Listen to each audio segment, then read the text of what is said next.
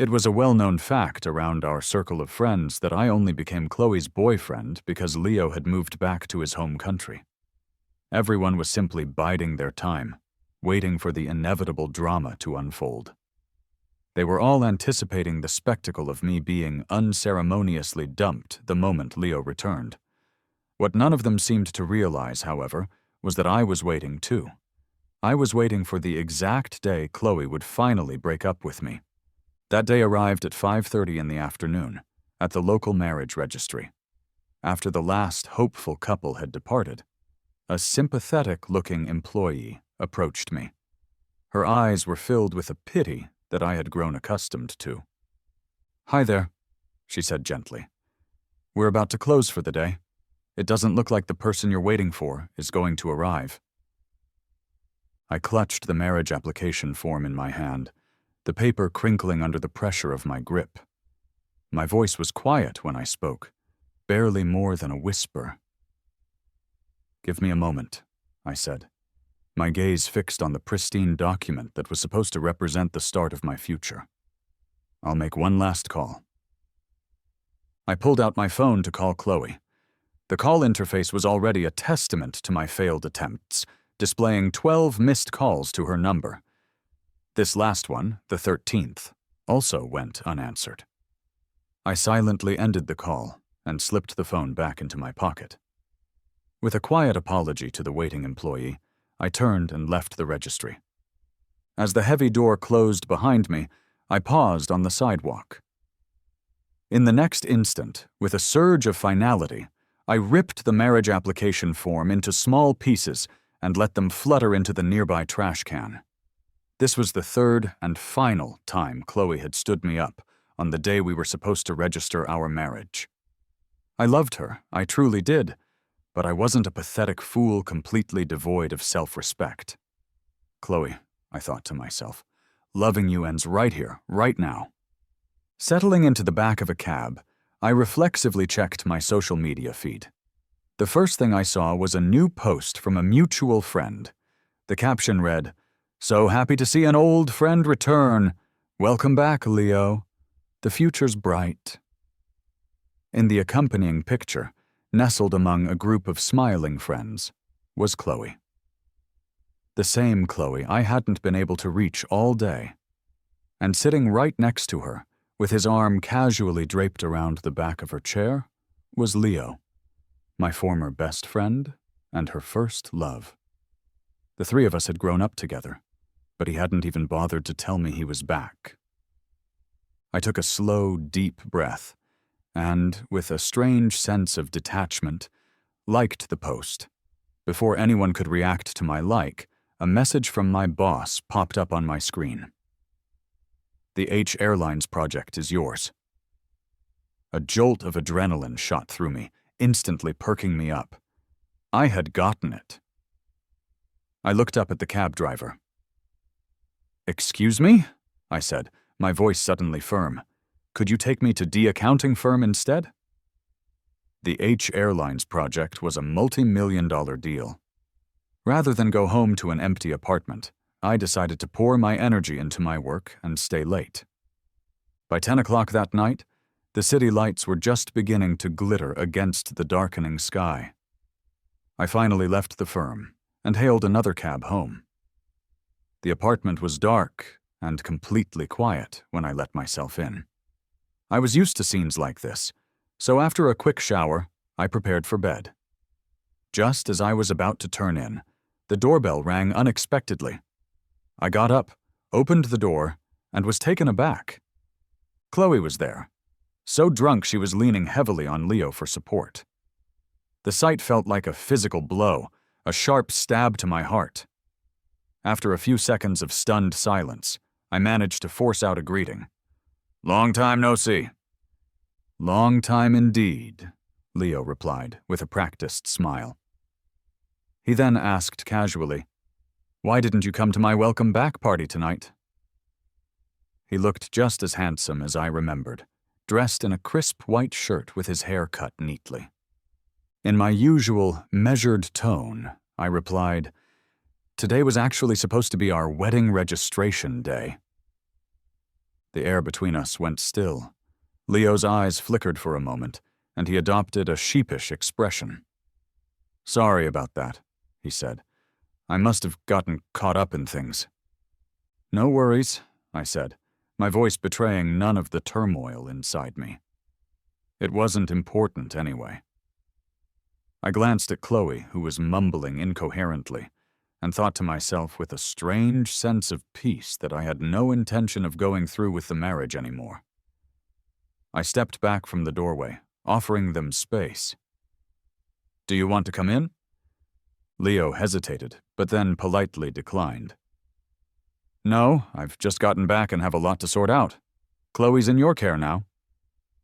He paused, a meaningful smile playing on his lips.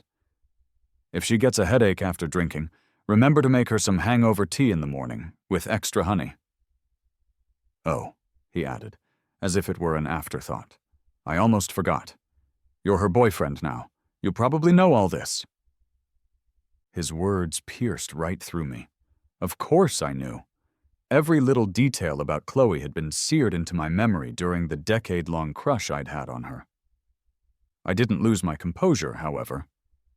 Instead, I smiled. It's funny how the guy who left Chloe behind for a research opportunity abroad still remembers her likes and dislikes so well. Leo froze at my words. Without waiting for a response, I gently guided Chloe inside and shut the door. I took her to the bedroom, and after wetting a towel in the bathroom, I was about to wipe her face when her eyes fluttered open. The next moment, a warm, alcohol-tainted kiss fell on my lips. I tried to pull away, but she was surprisingly strong. In the dimly lit bedroom, our two figures became tangled together. Then, Chloe's voice, muffled and slurred, whispered by my ear. "Leo, stop messing around!" I froze completely, my heart twisting with a pain so intense it was breathtaking. I closed my eyes and silently endured it. When it was over, I looked at the sleeping form of Chloe beside me, then shakily got up and went to the bathroom. My stomach burned as if it were on fire. After splashing cold water on my face, I returned to the bedroom and lay down next to her, finally drifting into a restless, dreamless sleep. The next morning, the alarm blared, and I woke up to find the bed beside me empty.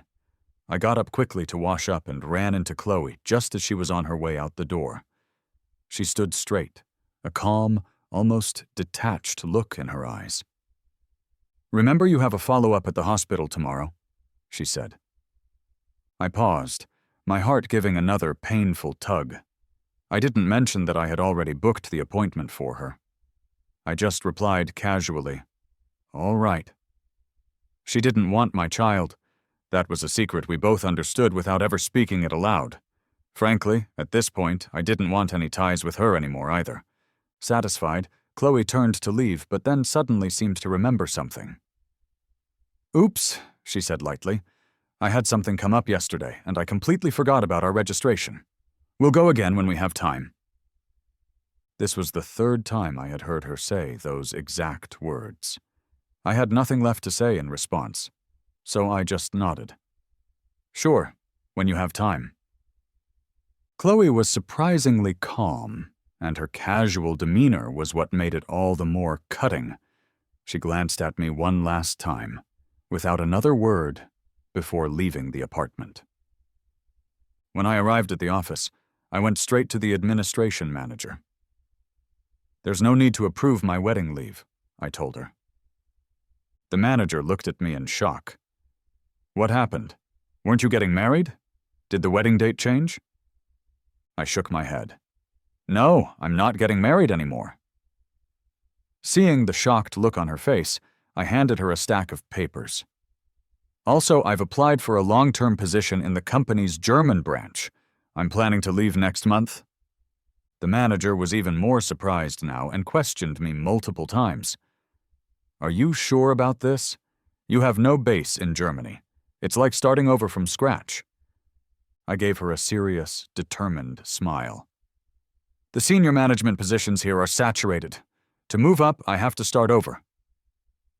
After leaving the admin manager's office, I returned to my own, opened a dossier, and got to work. It was 9 in the evening when I finally got home. I saw Chloe sitting on the couch, focused on writing something on her tablet. Her sleeves were rolled up casually, revealing her fair arms. Seeing me, Chloe closed the tablet and looked at me calmly.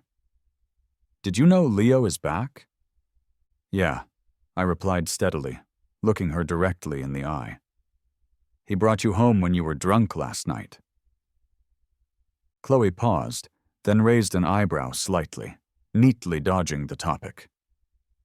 "Leo's birthday is in a few days, and he wants to invite you to his party."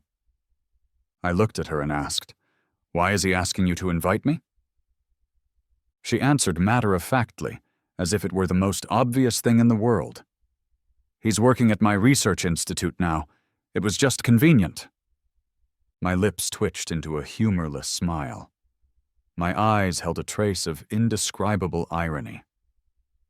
I remembered clearly, 5 years ago, when Leo had left for his studies abroad, Chloe had vowed she would never work with him again. Yet now that he was back, it was as if those words had never been spoken. Not interested in digging up past issues that clearly didn't matter to her, I simply said, "Noted," ending the conversation. A few days later, on the morning of Leo's birthday, Chloe was gone before I even woke up. After getting ready, I headed to the closet to change. Looking at the rows of conservative, tailored suits, I paused. I suddenly realized that through the years, my love for her had been so humble, so self-effacing, that I had even unconsciously started imitating Leo's style. He loved tailored suits, so I wore them too, even though my personal preference leaned toward more stylish avant-garde brands. Now that I had decided to leave, I figured I could start with how I dressed. Digging into the back of my closet, I found an old, stylish jacket from 5 years ago. It fit perfectly on my tall frame. Looking at my reflection, a version of myself that was both unfamiliar and familiar, I ran a hand through my hair, pushing it back to expose my forehead. At noon, I arrived on time at the restaurant where the party was being held. As I approached the door of the private room, I heard someone inside say sharply, "What? Leo, you invited Alex? Why? Can he even understand what we're talking about?" Another voice chimed in. "Exactly. If it weren't for Chloe, he couldn't even get into our circle." Then, a third voice, direct and challenging. "So, Chloe, now that Leo's back, just tell us. Are you choosing Leo or Alex?" I paused outside the door. I had always known that Chloe's circle of friends and colleagues didn't particularly welcome me. She was a leading young theoretical physicist, the youngest female professor in the country. Her colleagues, a group of self-proclaimed intellectuals, had always looked down on my business background. They believed I was intellectually inferior to Leo and therefore unworthy of being with Chloe. I never thought I was lacking compared to them, but for Chloe's sake, I had always endured their condescending attitudes, but not anymore. Taking a deep breath, I pushed the door open. Seeing me, the group showed no embarrassment at being caught gossiping. Instead, one of them teased, "Oh, Alex is here. We were just joking around." Amidst their snickering, I smiled. "It is funny," I said, my voice calm but carrying an edge. "I was just wondering, if all of your annual salaries combined don't even add up to my monthly bonus, what exactly makes you all so confident?" The room fell silent. They were all stunned by this unexpected retort from the man who had previously always been silent. The woman who had spoken first turned various shades of red and green. Chloe looked up at me, her tone cold. "Alex, that's not funny." I met her gaze. When others had joked at my expense, she had ignored it. But the moment I replied in kind, she spoke up to defend them. Deep down, she shared the same views as her circle. She looked down on my profession, thought I wasn't as good as Leo, and believed that in being with me, she was settling. That realization hit my chest with the force of a physical blow. Just then, Leo approached, trying to smooth things over. "Oh, Alex has always been like this since he was a kid. Let's not take it to heart." His words were dripping with an insincerity that was almost comical. In the past, I would have argued with him, but since I had decided to let go of Chloe, I simply couldn't be bothered. With a chuckle, I sat down. "Yeah, it seems a bad temper runs in the family." Leo was surprised that I didn't fight back. After a moment, the chatter resumed. Someone deliberately raised their voice. "Professor Chun, your project is a national one, with millions in research funding. Not like some people who are just out there making dirty money." I ignored the snide remarks. I wouldn't be seeing any of them again after today anyway. But seeing Chloe remain completely indifferent to it all, I felt a fresh twinge of sadness. When the meal finally began, Leo picked up a spicy chicken wing. Chloe immediately chided him. "You can't eat spicy food. Remember your stomach issues." The same Chloe who was generally clueless about everyday life and relied on me for constant reminders about her own appointments and needs, remembered Leo's preferences so well. I already had no appetite, and now I felt like I couldn't swallow another bite. At the end of the gathering, Chloe insisted on paying the bill first. As we all walked out, I found myself following behind the group. Suddenly, I recalled how before Leo went abroad, the three of us were always like this. After he left, I finally became Chloe's boyfriend, moving from a position behind her to one beside her. I had thought things had changed. But with Leo's return, it all went right back to the way it was. Outside the hotel, Chloe asked Leo seriously, "Did someone come to pick you up?" Leo nodded. "Yes, my sister's on her way." Just then, a car pulled up to the curb. A young boy jumped out and ran to hug Leo. "Uncle, happy birthday!" In the next moment, when the boy saw Chloe, he started to whine. "Auntie, you haven't visited me in so long." I was a bit taken aback. Chloe instinctively glanced at me, but her first action was to bend down and pat the boy's head before telling Leo, "Send me a message when you get home." Leo nodded at her, and then gave me a look. It wasn't show-offy, but it seemed to carry a clear message, as if he were saying, "See, even if Chloe and I haven't spoken in 5 years, our connection is still stronger than yours." After their car pulled away, Chloe turned to me and said, "Let's go." I hesitated for a moment before walking alongside her. Once we were in the car, she offered an explanation. "I used to be close with that kid. I didn't realize Leo hadn't told him we'd broken up." I turned to look at her. With no light in the car, half of her face was hidden in shadow, and I couldn't make out her expression on the visible side either. Thinking about her explanation, I just chuckled softly. It was funny, wasn't it? The misunderstanding was with the child. Chloe could have cleared it up with a single sentence, but she hadn't. Now she was explaining it to me instead. Wasn't that amusing? I turned to look out the window. Chloe didn't get a response, so she glanced at me, and her eyes lingered on my stylish jacket. She frowned and said, "And also, don't dress like this again. It doesn't look good." My heart trembled. Was it really that I didn't look good? Or did Chloe just prefer it when I dressed more like Leo? I closed my eyes and remained quiet. When Chloe saw that I wasn't responding, she also went silent, staring straight ahead at the road. When we got home, I went straight to the study. I was heading to Germany soon and needed to polish my German. Luckily, I had a basic understanding from before, so relearning it wasn't too difficult. I didn't hide my studies from Chloe, but she never asked or seemed to care what I was up to. The next day, the first phase of the H airline project was officially agreed upon. I took the opportunity to host a celebratory party, inviting several influential figures from the financial world. It was a huge success, and for the first time, I ended up getting drunk at one of these work events. My buddy, Mark, frowned at our colleagues. "You guys didn't stop him? Letting him get this drunk? What now?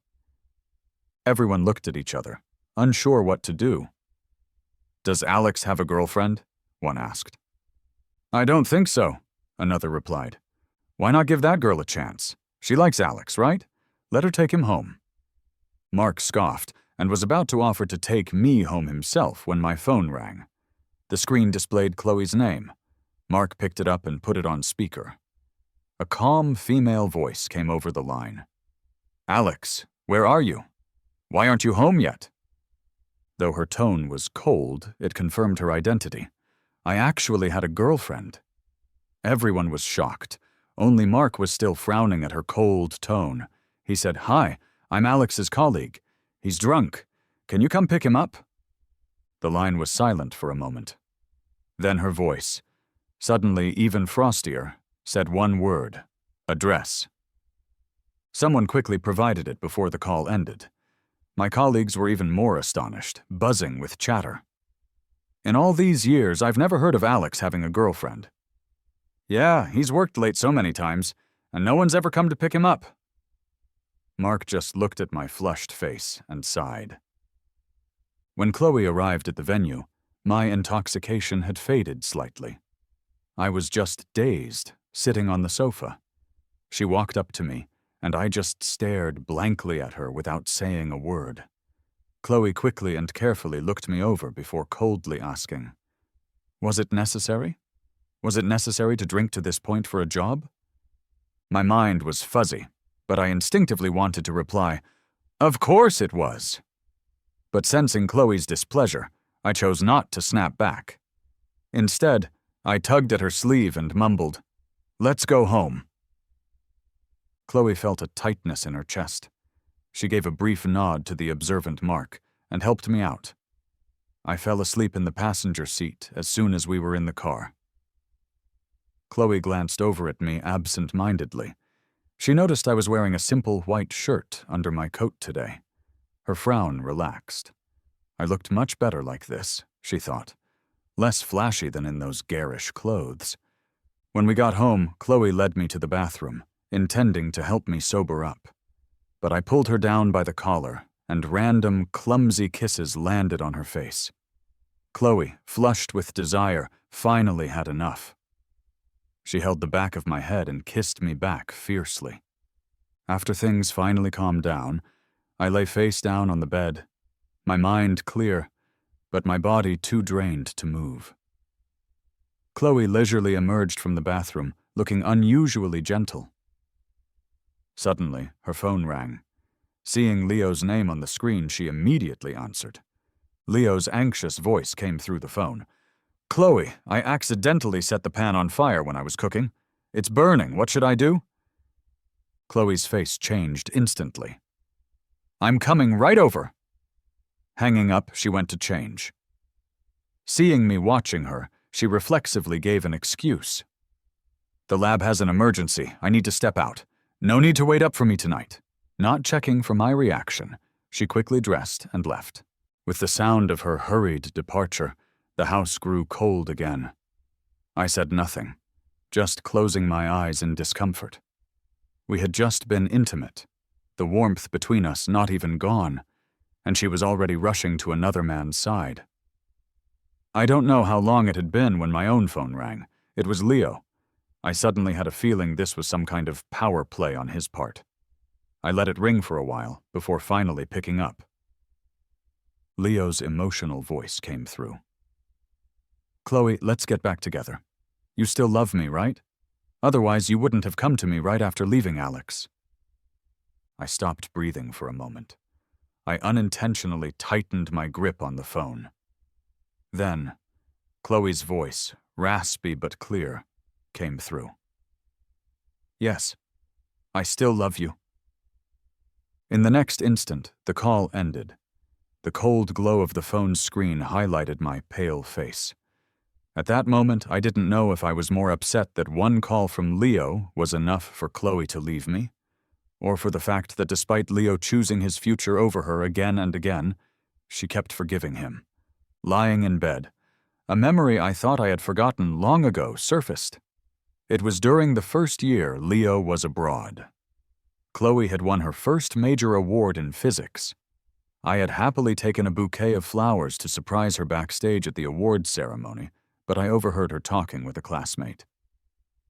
"Your project with Leo won the award. Aren't you going abroad to get him back? Don't tell me you're actually planning to stay with Alex. Besides his looks, Alex isn't good enough for you." Chloe had paused for a long time before responding. "I'll think about it." The very next day she lied to me, saying, "I'm going abroad for an academic conference. I'll be back in a week." Even though I was already her boyfriend, I didn't dare ask directly, "Are you going to see Leo?" I was afraid to ask, fearing that if I did, I'd end up single. All I could do was say, with red-rimmed eyes, "I'll wait for you to come back." I held out for a week and finally saw her return. That day, Chloe, who never drank, was completely drunk. She leaned on my shoulder, slurring, "Alex, from now on it's just going to be the two of us. You won't leave me, right?" I remember how my heart ached back then. Holding her tightly, I promised, "I won't leave you." Once those words left my mouth, I stuck by them for 5 years. I always thought I could endure until things got better, but I never expected that I would tire out before that time came. At this moment, my eyes were slightly red, and I finally sighed. "Chloe, I'm sorry. I have to break my promise. I was going to leave her. I no longer wanted her love." The next morning, I went to the office as usual. I found out that the senior leadership from our German branch was visiting that day.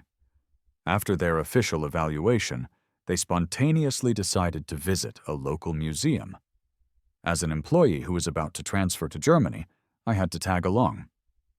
After a few hours of walking, I was a bit tired, so I sat down in a rest area.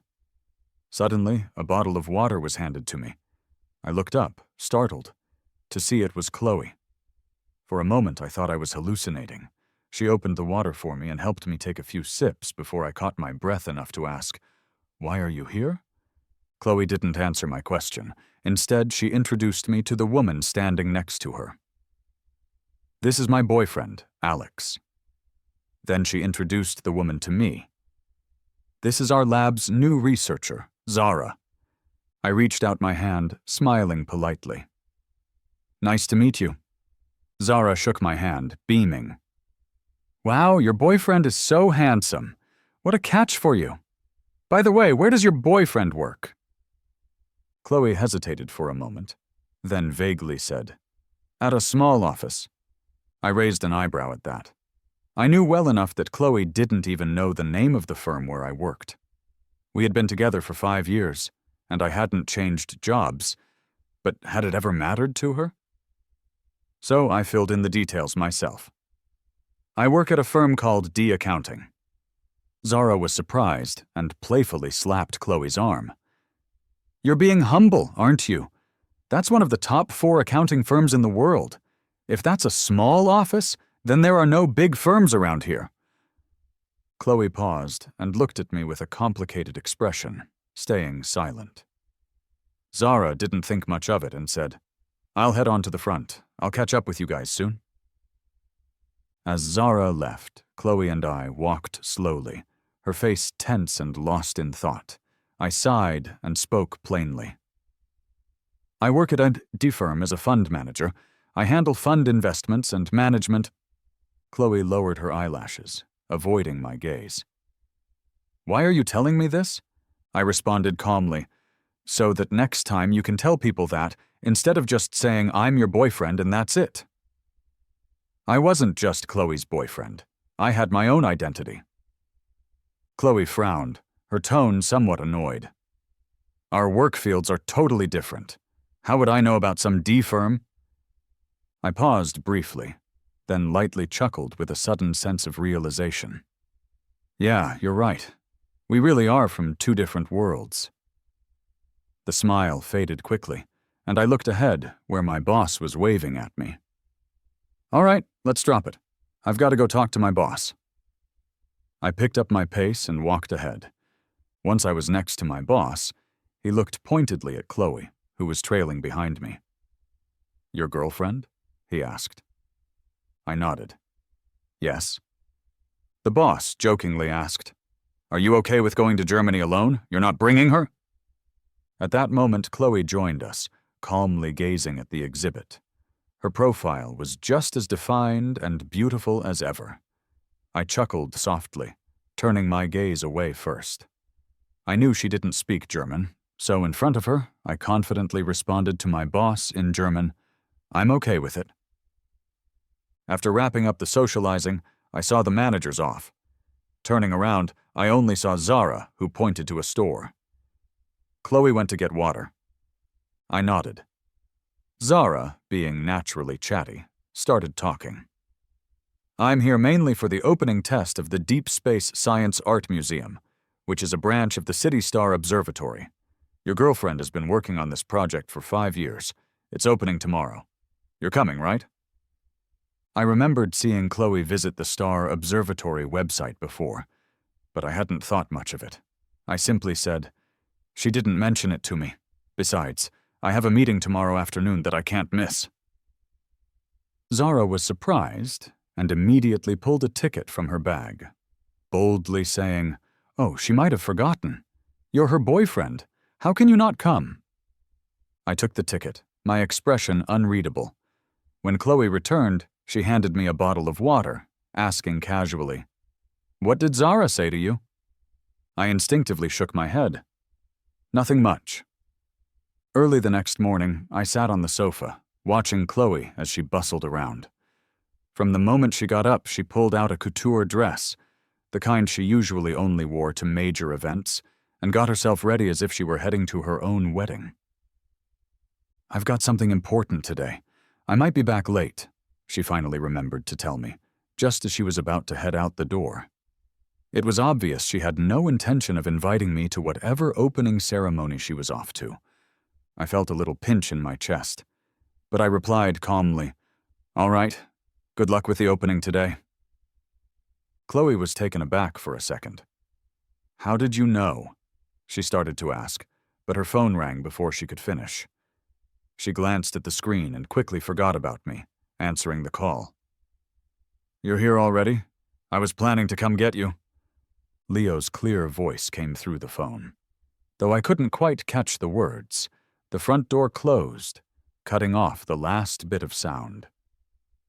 I took the ticket Zara had given me out of my bag and looked at it for a while. Eventually, I called my assistant. "Push back my afternoon meeting, I can't make it." At 2 in the afternoon, I walked into the Starry Sky Museum.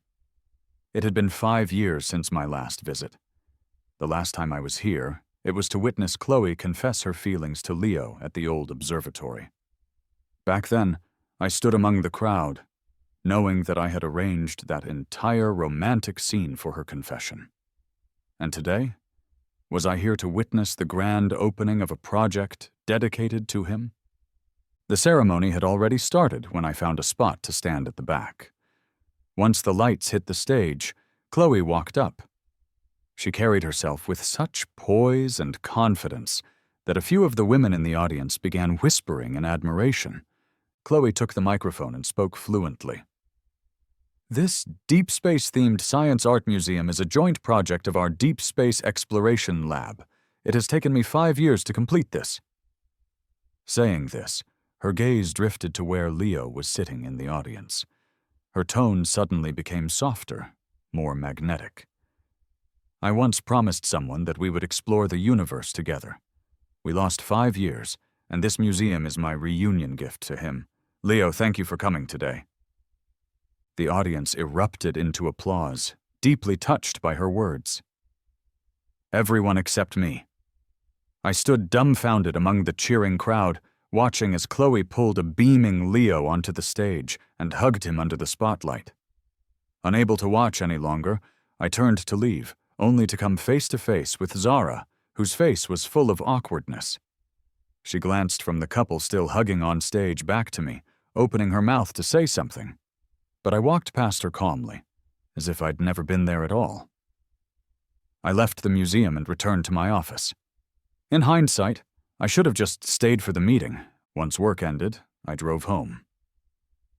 As soon as I parked the car, I saw Chloe and Leo walking together under the dim streetlights in the neighborhood below, looking every bit like a couple. That's right, I remembered. Chloe had helped Leo find an apartment after he returned to the country, in the building right next to ours. I walked closer, staying in the shadows, and eavesdropped on their conversation. Leo said shyly, "Thanks for the gift. I really like it." Chloe's voice was gentle. "I'm glad you do." They slowly walked to their building, and as they said goodbye, Chloe watched him walk in. Leo hesitated, biting his lip. "It's so late. It's really sweet of you to walk me home. Alex would probably be upset if he found out." Chloe frowned slightly, and just as Leo was looking smug, my cold voice rang out from behind them. "I don't mind."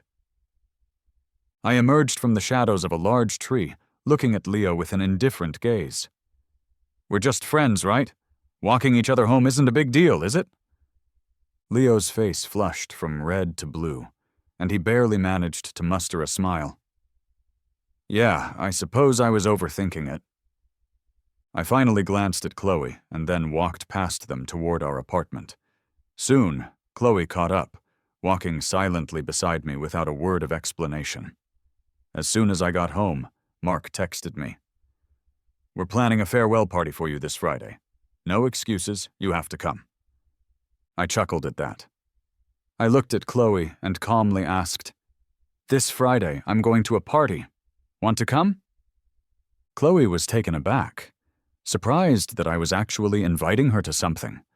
My eyes were as calm as ever, stirring something in her, and she reflexively agreed. "Sure, I'll be there." On the day of the party, I arrived on time as soon as work ended. My friends gathered around me, their reluctance to see me go evident. "You're really moving to Germany? It'll be tough to meet up again. We're gonna miss you, man." I smiled genuinely, hugging them back. "No worries. Once I make it big in Germany, I'll bring you all over and take care of you." My friend finally broke into a smile through his tears. Mark kept glancing towards the entrance. "Didn't you say your girlfriend's coming too? Where is she?" Just as I was about to answer, I heard Chloe's voice behind me. "We're not late, are we?" I turned to see that Chloe had indeed shown up, but she had brought Leo along with her. Everyone was taken aback by this. Unfazed, Chloe explained, "Leo heard about the party and wanted to join. You don't mind, do you?" I forced a smile. Of course I minded. But since he was already here, what could I do? Throw him out?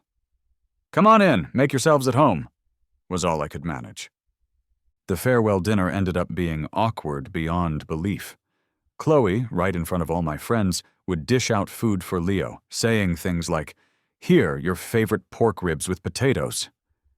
Mark couldn't hold back a cold snort.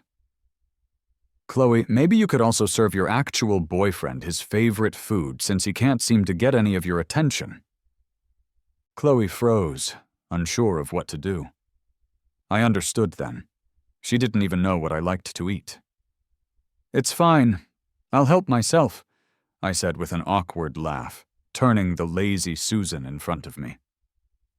The dinner ended under this inexplicable tension. Still unsatisfied, Mark suggested, "How about we head to the board game place next door and play some werewolf?" I was taken aback. I knew Mark was trying to help me regain some ground, but I was planning to break up with Chloe tomorrow anyway. I was about to decline, but then I saw Chloe nodding her head enthusiastically, so the group headed to the game spot. Mark volunteered to be the game master. After handing out the roll cards, everyone closed their eyes. The game moved fast, and things started to become clearer after a few rounds. There were 2 wolves, and Chloe, the seer, had successfully identified the first one. Only 1 wolf remained. I, as the witch, had revealed my identity and managed to stay alive until the final round with my antidote. Whether by chance or fate, it came down to the 3 of us, me, Chloe, and Leo, who was obviously the remaining werewolf. I looked at Chloe and said, "You checked my identity. We both know I'm not the wolf. If we both vote for Leo, we win." Leo, knowing he was exposed, didn't even bother to argue. Instead, he pleaded with Chloe. "I'm really not the werewolf. Just trust me this once, okay?" Mark rolled his eyes. "All right, let's vote." I and Leo pointed at each other. Then, all eyes turned to Chloe. She paused for a moment, feeling the weight of everyone's gaze. Then, she said firmly, "I vote for Alex as the wolf." I was stunned. I hadn't even processed it when one of my friends coldly chuckled. "Seriously? What's the point of playing if we're just going to vote based on who's cutest?"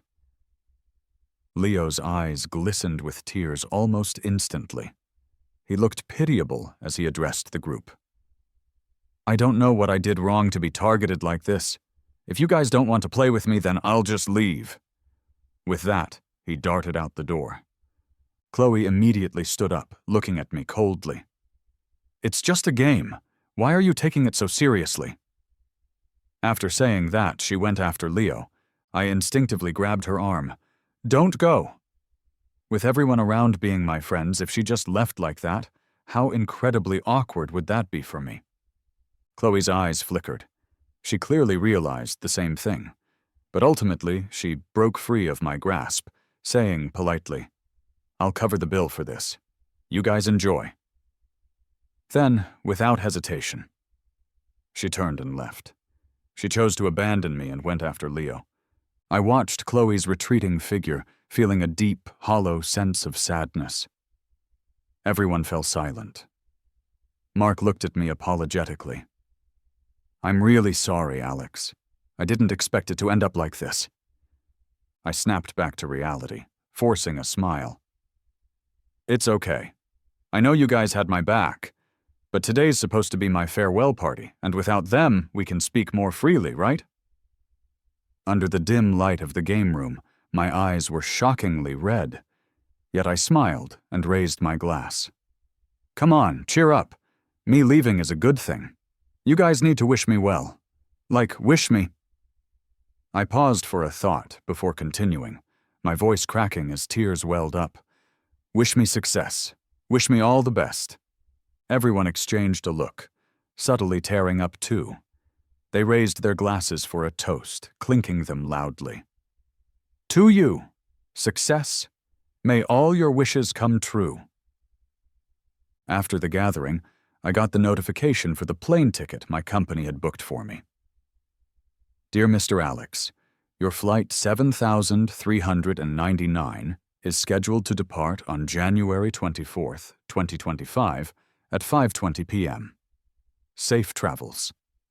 That was the day after tomorrow. The day I would officially leave Chloe. I tried not to dwell on it, throwing myself into packing. While I was busy, Chloe came home. She didn't bring up the incident at the game place, and I didn't ask. Even though she clearly saw me packing my suitcases, she didn't react. "You do your thing. I'm going to sleep." Maybe she was confident I wouldn't actually leave her, or maybe she just didn't care if I did.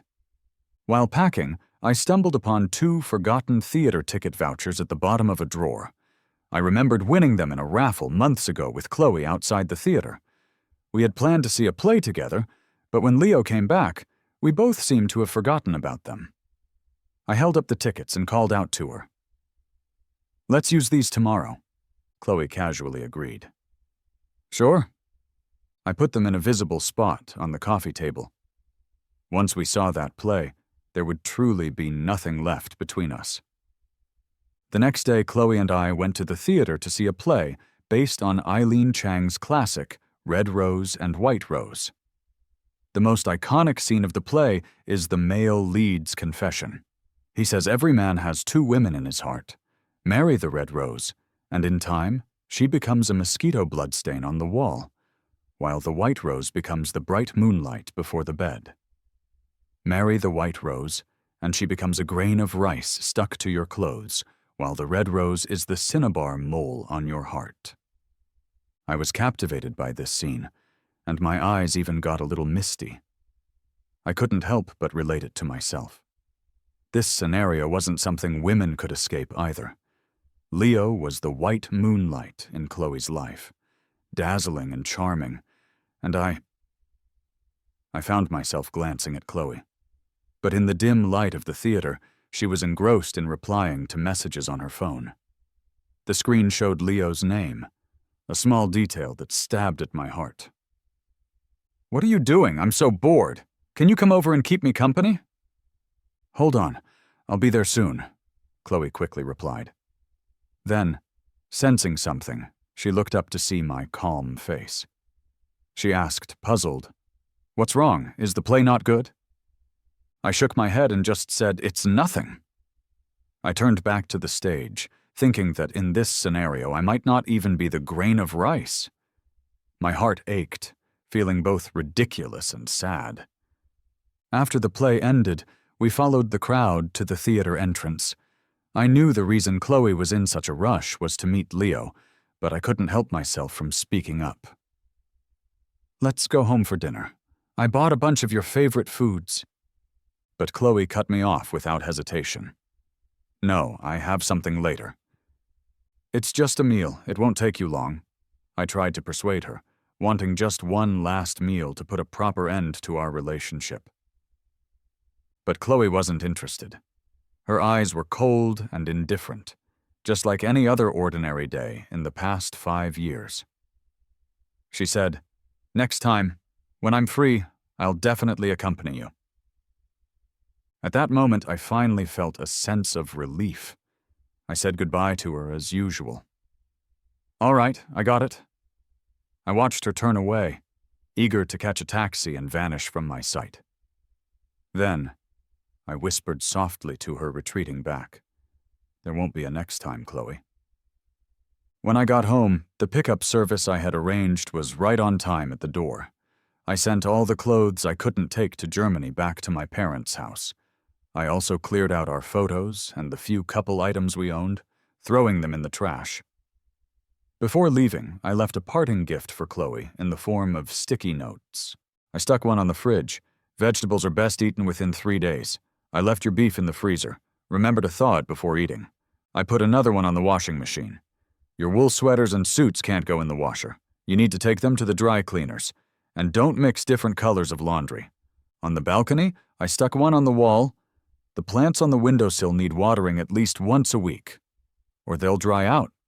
By the time I stopped writing, the room was covered in yellow sticky notes. I stood there staring at them. These 5 years of my life were marked by these little notes, a tangible symbol of my love and care for her. Chloe had regarded my love just like these sticky notes, too, looked at, then tossed aside. And now, this was the last time I would love her. There was one sticky note left. On it, I wrote one final message. "Chloe, happy breakup." I put it on her tablet, where I knew she would see it. Everything was over. I picked up my suitcase and walked out of the home I had lived in for 5 years. With a final click, the door latched behind me, leaving nothing of myself behind. Chloe should have been clueless about her loss, but she had a peculiar habit of installing surveillance cameras at home. She instinctively wanted to check on me, but as soon as she opened the surveillance app on her phone, the words "happy breakup" on the sticky note I'd left on her tablet hit her eyes instantly. Her whole body froze as if struck by lightning, leaving nothing but a profound emptiness. Leo was sitting right there with her. He had used the excuse of a lab issue to invite her over, but now seeing Chloe so absent-minded and uneasy, he became uneasy too. He could only ask, "Did something happen?" Chloe didn't explain. She just abruptly got up to leave, a clear panic on her face, a look Leo hadn't seen in 10 years. "Let's stop here for today. For the next steps, you can handle it with your ability." Leo had a gut feeling that this was related to me. He didn't want to lose to me, so he called out, "Is something up with Alex? He can handle it himself. You don't need to rush over like this." Previously, Chloe might have sat back down, but now, just seeing that message had made her lose her cool. How could she possibly sit there comfortably? "No need," she said curtly. This time she didn't say more. She grabbed her coat by the lab door and left. Leo, unable to stop her, became visibly upset. After a while, he made a call. "Can you help me check something out?" Chloe kept trying to call me after she left, but my phone was already out of service. Her expression seemed unchanged, but anyone who knew her well would have noticed her lips pressed into a tight line and her hands clenched into fists. She was showing a kind of panic she had never felt before. This panic fully exploded when she got home. Chloe stared blankly at the home she had shared with me. The place felt empty, yet it was scattered with yellow sticky notes. The sunset cast a harsh golden light on the notes through the balcony window. She opened her mouth to call my name but knew it was pointless. I was already gone. All that was left were these little notes. She looked at each one, and bit by bit, her rationality melted away. Her heart tightened in a way that was worse than when she first heard Leo was moving abroad. For the first time, Chloe felt something slipping completely out of her control. Suddenly, a thought struck her. She remembered I had once mentioned the D firm. She quickly Googled the address and hurried over, but without an appointment, she was stopped at the front desk. "I'm Alex's girlfriend. I need to see him. Can you please reach out to him?" Sweat formed in Chloe's palm as she spoke, holding her breath. The receptionist glanced at her suspiciously. "You're Alex's girlfriend, and you need me to reach him for you?" Chloe was at a loss for words. As things got awkward, my boss, whom she had met briefly at the museum, showed up. He tapped her on the shoulder, signaling for her to follow him. Chloe followed, eager to ask, "Do you remember we met before?" My boss obviously remembered, but he also remembered my demeanor back then. So now he just smiled and said, "You won't find him at the office." "What?" Chloe was stunned. She quickly asked, "Where did he go?" "He's gone abroad, and he won't be back," my boss said without hesitation. Chloe stood frozen, barely squeezing out the word, "Abroad?" My boss nodded, calm as ever, but his words hit her like a bullet piercing her heart. "You didn't know?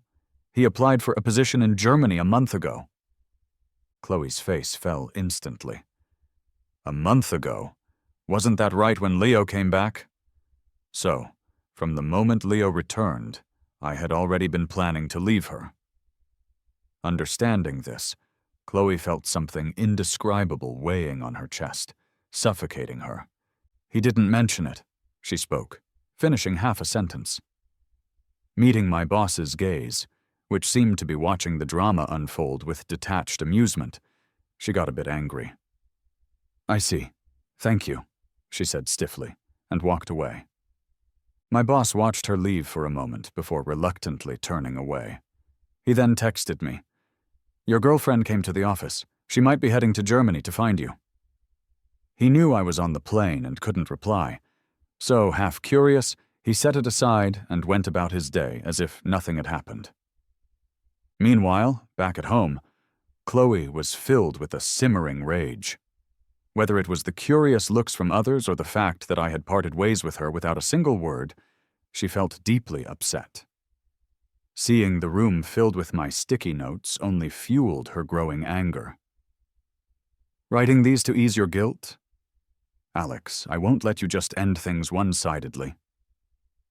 Chloe tore down the notes, crumpling them in her hand. The rough paper hurt her palm, but she couldn't bring herself to let go. She tossed them into the trash in frustration, out of sight, out of mind.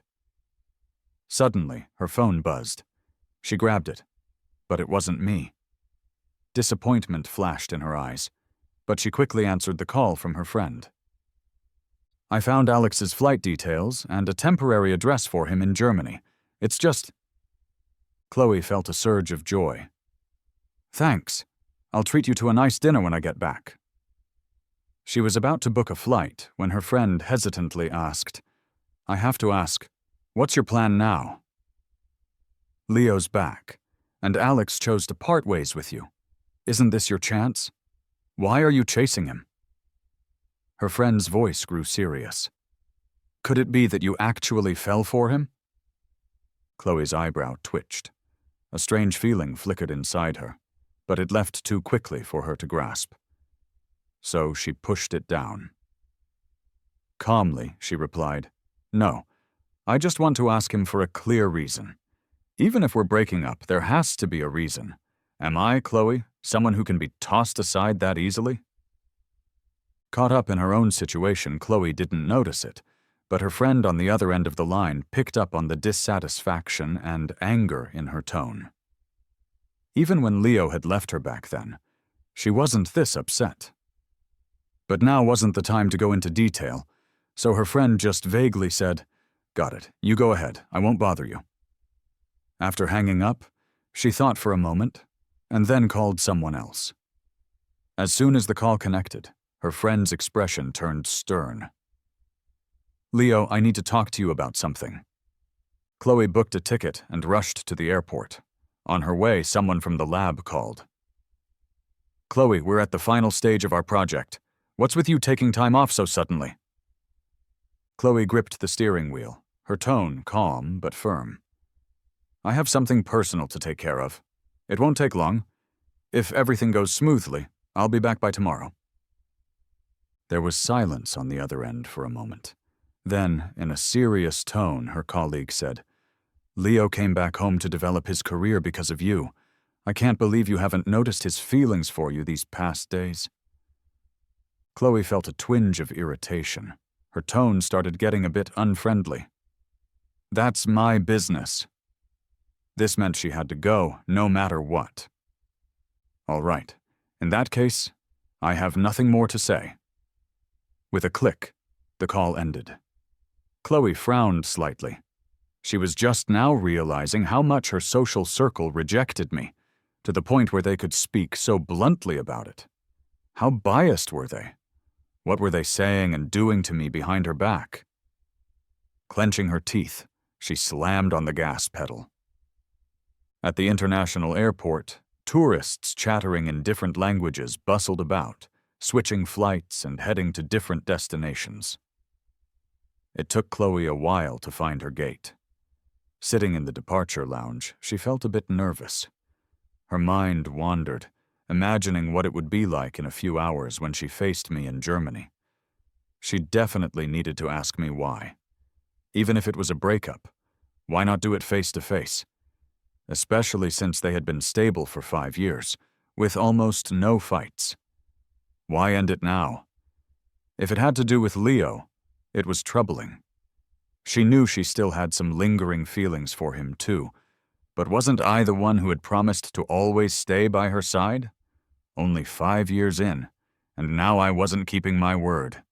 Chloe barely noticed that her thoughts had shifted from anger to thinking about how to win me back. Suddenly, her phone rang loudly, startling her. Instinctively, she hung up. After taking a moment, the call came again. She hesitated before answering. "Are you calling to convince me to stay too?" she asked, her voice unexpectedly weary. It was Leo. His tone remained gentle, as if nothing was a big deal. Chloe used to think his calm demeanor was a perfect match for her, but now she found it strangely irritating. "Chloe, I'm not here to convince you. I'm here to tell you the truth. Don't you want to know why he suddenly broke up with you?" Chloe tightened her grip on the phone. With difficulty, she asked, "Why?"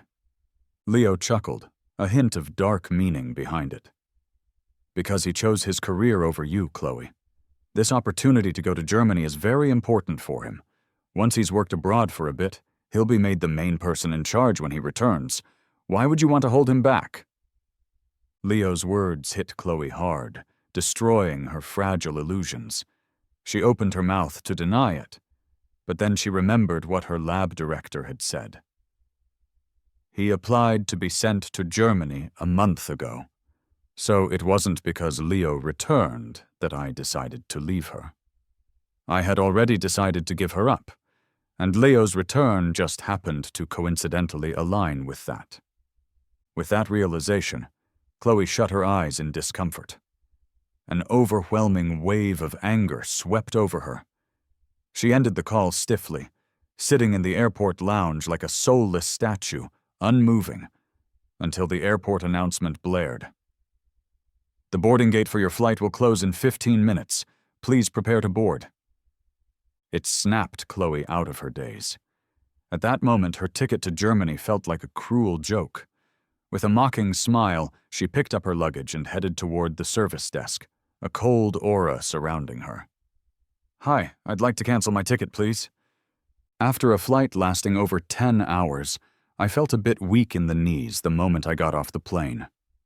Luckily, the head of our German branch, a woman named Sophia, was waiting for me right at the gate. She was efficient, picking me up and driving me straight to my company-provided dorm. The company is still in its early stages here, so you have to understand, the dorms won't be as nice as back home. She chatted with me while driving. "Hi, I'm Sophia." I nodded, stealing a few more glances at her. She wore a stylish camel trench coat, which made her look tall and elegant. Right now she was driving with one hand on the wheel, while the wind blew in through a half-open window, tousling her hair in a carefree way. Sophia caught my eye in the rearview mirror and smiled mysteriously. "What are you looking at?" I felt a bit flustered by her direct smile and looked away first. "Oh, nothing." I wasn't used to interacting with such confident and straightforward women.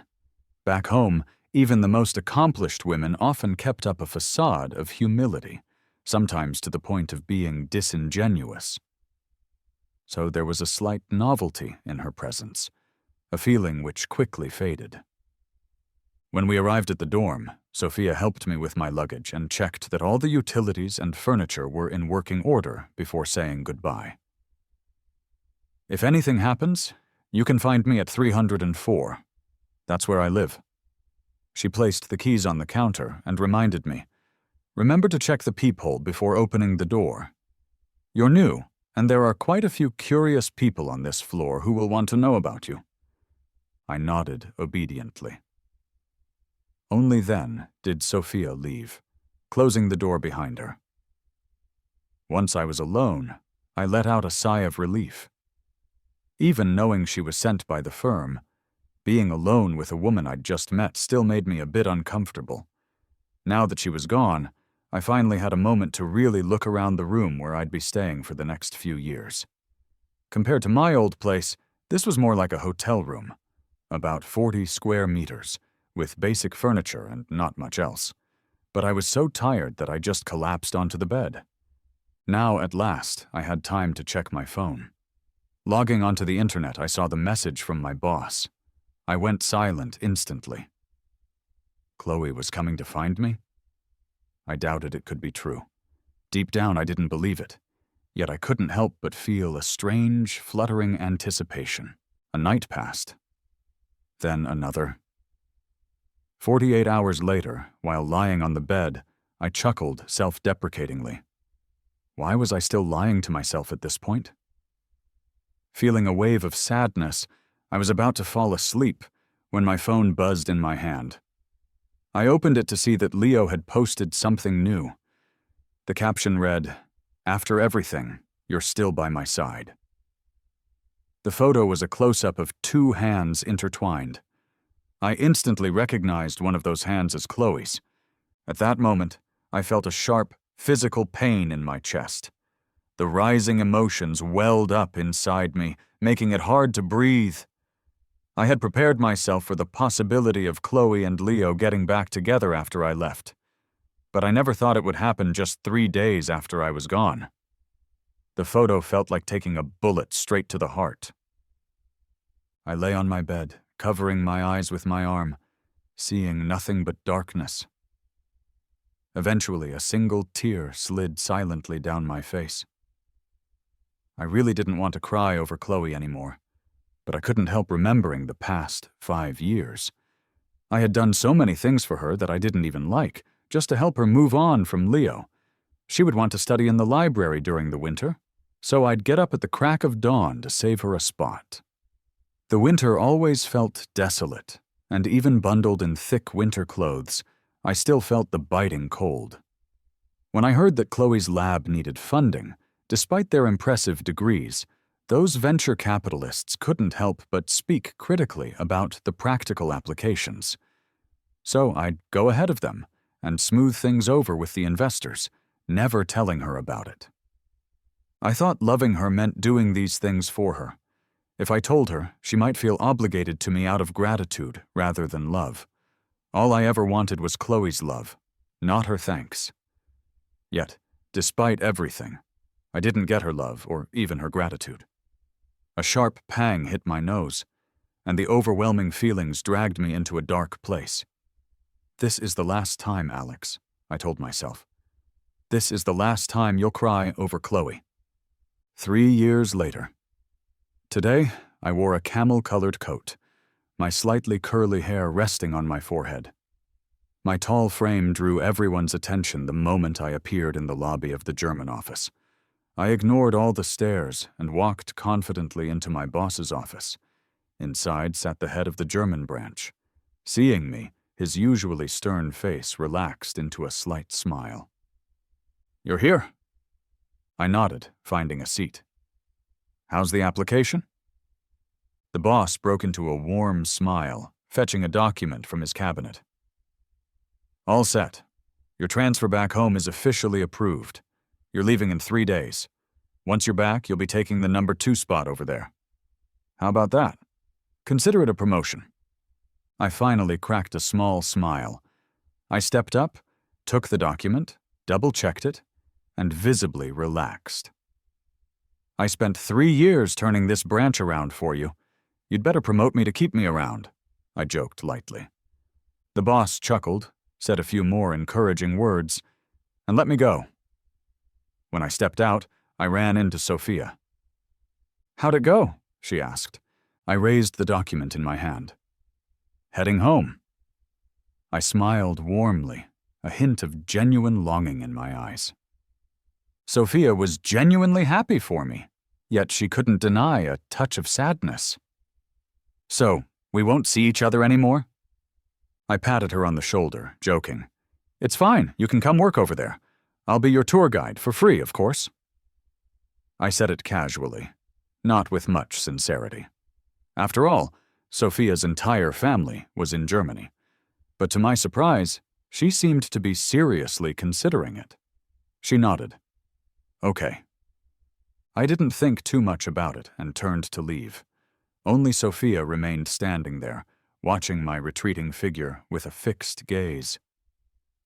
3 days later, I landed safely back in my home country. I wore sunglasses and calmly walked through the arrivals hall. Behind me, a woman in a black coat brushed past, the distance between us just 5 meters. Suddenly, Chloe stopped. Her expression showed a moment of surprise, and she quickly turned around. People were bustling back and forth, each with their own destinations. That familiar figure was nowhere to be found. Chloe looked around, a feeling she couldn't quite name bubbling up inside her. "Chloe, what's up?" a colleague asked, looking at her curiously. Chloe shook her head, gathering her emotions. "Nothing," she said flatly. "I made a mistake." With that, she walked forward calmly again. It wasn't until she was seated on the plane for her own business trip that her heart still felt a strange kind of unrest. After 3 years, why was she thinking about me again? Wasn't the pain I had caused her enough? Chloe closed her eyes, hiding all her feelings. 3 years ago, I had chosen my career over her and broken up with her. She hadn't chased after me, nor had she said anything, accepting our breakup quietly. She thought it would be like her breakup with Leo, hard for a few days and then it would be over. But a week after the breakup, she still thought of me. A month later, she still thought of me. Eating made her miss my cooking. Waking up made her miss seeing me beside her. Accidentally mixing black and white clothes in the laundry, she missed my nagging. Her life, unknowingly, had become filled with my presence, but I had abandoned her. Chloe thought she should have some dignity, so she resisted the urge to look for me. But the longing grew heavier each day, almost crushing her. That's when she realized that maybe, just maybe, she had fallen for me. But by then, I was long gone. Chloe suddenly opened her eyes, feeling a tightness in her chest. She looked out the plane window, taking in the city below, knowing I wasn't in it. On my third day back, I officially joined the D firm's head office. It was the same boss from before, and we still worked together well. But looking at the new collaboration contract in front of me, I went silent. My boss, ready to pull it back, said, "I know you don't want to be involved with Chloe again, but her team is the only one qualified for this case in the country. If you're really having trouble with it, I can send someone else." I frowned, holding the contract with one hand. "No need. Since I chose to come back, I'm ready to face her." Seeing my boss's serious face, I actually managed a small smile. "When's the meeting set?" "Tomorrow afternoon at 3, the boss replied quickly. I nodded and left his office. I didn't hesitate. I accepted it easily. We were bound to meet eventually. If I hid, she'd probably think even less of me. Besides, she probably had someone new by now. They might both be married. Why should I care? I reassured myself, pushing back the familiar tide of emotions. The next day I arrived at the meeting venue. I took a deep breath at the door and walked in. My heart felt like it was about to leap out of my chest.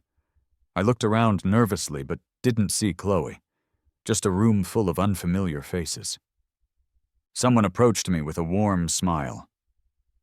"I'm the person in charge of this section of the project. You can call me Sam." Sam seemed to be about 25 or 26, but he spoke and acted with a maturity that was well beyond his years. I didn't say much, just smiled and took my seat. As soon as I was seated, I heard Sam say, "Our boss will be here shortly. Please be patient." "No problem." My palms were already sweaty. Just as I finished speaking, the door behind me opened. Sam immediately stood up and went to greet her. "Professor?" I froze. But the voice that replied from behind me wasn't Chloe's. "Are you the representative from the D firm?" I stared blankly at the newcomer's face. It was a completely unfamiliar one. The weight in my heart suddenly dropped, leaving behind an unspoken disappointment. "I am. Hi, I'm Alex." I extended my hand warmly. The newcomer quickly shook it, explaining, "Sorry, Professor Chun went abroad a few days ago and hasn't returned yet. Today I'll be handling everything on her behalf." I had no objections. I guided them to the table, and we proceeded smoothly with our discussion. But inside, my mind was in turmoil. Did Chloe really go abroad? Or was she deliberately avoiding me? After all the basic details were nailed down, and I finally had the signed contract, the other guy smiled and said, "The issues are settled, so we can finally sit down and chat, right?" I was taken aback. I studied the guy's face for a moment, and then uncertainly asked, "Are you Zara?" Zara nodded vigorously, her facial muscles relaxing. "I thought you were mad at me, pretending not to recognize me." I chuckled helplessly. "Sorry, it's been so long that I hardly remember, and you didn't introduce yourself earlier." Zara looked a bit helpless too, and took a moment before saying, "Remember, I invited you to that opening ceremony, and then I heard you broke up with Chloe a few days later." She trailed off, but I got it instantly. She thought she was somehow indirectly responsible for our breakup, and that had made her uneasy all this time. I laughed softly. "It's got nothing to do with you. Even without you, I would have broken up with Chloe within a few days." Zara was caught off guard, opening her mouth to say something but ending up silent. I didn't dwell on it and started walking out first. Sam, who had overheard such a big secret, was shocked, his pupils dilating as he followed Zara and asked, "Is that the professor's ex-boyfriend, Alex?" Zara nodded in confirmation. Sam clicked his tongue in wonder. "I always wondered how someone like our professor could be so love-struck. Turns out it was for such a handsome guy." Even Zara was momentarily lost in thought. "Yeah, She never expected someone like Chloe, who would talk about me all night when she was drunk but then act like nothing happened the next day, to the point of maintaining a normal work routine. After having angered Leo 3 years ago, Chloe hadn't been with any man since. Was she still waiting for me? That thought lit up in Zara's mind, and she quickly caught up with me. I was stopped at the door by her. I gave her a puzzled look. Is there something else? Zara was a bit out of breath, more due to nerves than exertion. Chloe's been single all these years. The sudden statement took me off guard. I instinctively asked, "She didn't get together with Leo?" Zara frowned and questioned back. "Why would she be with Leo? Not long after you guys split, Leo went abroad again. As far as I know, they were always clean." I couldn't help but frown. I remembered that photo Leo had posted back then. Did Chloe split with him again? Or did Leo dump her? I found myself overthinking it, but quickly snapped out of it, chastising myself mentally. No matter who Chloe was with now, it wasn't my concern. That realization made my expression turn cold. Chloe's life is none of my business anymore. Whether she's with Leo or not, that's her choice. I don't care. I said this calmly, but I noticed Zara's face changing drastically. I didn't give it much thought. With a slight nod, I turned to leave, and then I came face to face with a cold, familiar woman. 3 years apart, and there she was. Chloe. My pupils constricted, and any words I might have wanted to say froze in my throat. 3 years apart, and seeing her now, it felt strangely familiar, as if I had never really forgotten her. Acknowledging this, a bitter smile crept onto my face. It seems I hadn't moved on after all. But either way, these weren't emotions to show right now. "Long time no see," I said coolly, my voice devoid of emotion, like greeting a distant acquaintance. Friends, if even that. Chloe's face showed no trace of having heard me. She just gave a slight nod, her focus passing over me to land on Zara. It was a clear warning, telling Zara that she had overstepped. Zara choked back her thoughts and quickly changed the topic. "Didn't you say you couldn't make it back?" Chloe gave a small nod, calmly stating, "The work took less time than I expected, so I came by." I raised my eyebrows but said nothing more, excusing myself. "You guys chat. I've got some stuff to do." Chloe didn't respond, standing there like an unyielding pine tree. I skirted around her to leave, overhearing her coldly tell Zara, "Next time, don't involve unrelated people in my business."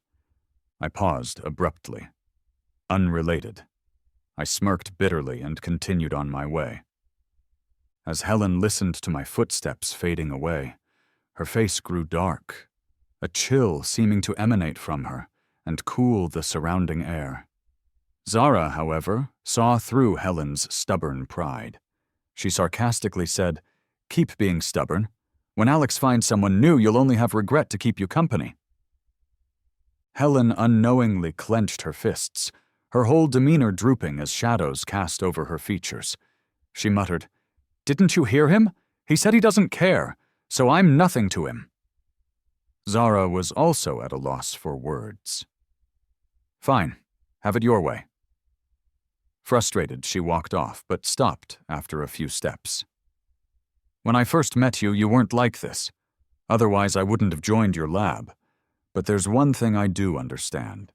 Our firm is the only one that can handle the D firm's case domestically, but we're not involved. Since you went against the grain and chose the D firm, don't let your personal feelings mix in. Otherwise, you'll regret it someday." With that, Zara left. Helen stood there, her face cold, feeling an unexpected wave of exhaustion. She had heard abroad that I was in charge of this case and had rushed back, speeding up her own work, just for this. But for what? Helen rarely found herself at a loss, overwhelmed but stuck. On the other side, I returned to the firm with the contract. I absent-mindedly flipped through the files, but my eyes weren't really focusing. Suddenly, there was a knock on the door. It was my assistant. "Alex, someone else came over from Germany. Do you want to meet them?" I slightly frowned, surprised, since I hadn't heard about this. Curious but composed, I stood and walked out with her. As I reached the middle of the lobby, I heard a familiar, cheerful voice. "Hey everyone, I'm your future colleague. My name's Sophia." I was taken aback. A gentle, surprised joy filled my heart, and I chuckled at the sight of the woman surrounded by people. Sophia heard my voice, turned around quickly, and grinned, her dimples showing. I snapped back to focus, and noticed several of my male colleagues discreetly checking her out. I smiled helplessly, then said, "Come to my office. Don't just stand there." I turned to lead the way, with Sophia quickly following. Behind us, our coworkers watched and whispered, "That girl's into Alex, huh?" No doubt, she followed him all the way from Germany. "Alex has got some serious charm, huh?" My assistant cleared his throat, hinting at them to stop. "All right, enough chatting. Let's get back to work." Everyone dispersed, but the assistant also glanced toward my office, his curiosity clearly piqued. Inside the office, I made Sophia a cup of tea and casually said, "Have some tea. It's pretty good." Sophia nodded, sipping it and sincerely saying, "Not bad. Only here can you find stuff this good." I chuckled, feeling relaxed. I then asked, "Why'd you transfer here? Didn't you just get a promotion back in Germany?" Sophia set her cup down, her fingers tracing the rim. "Didn't you say I could come here? Were you just joking?" I was taken aback. I recalled that I had casually mentioned it before I left, never expecting her to take me seriously. What a misunderstanding. I sighed, asking, "What about your parents? Are they okay with you coming back?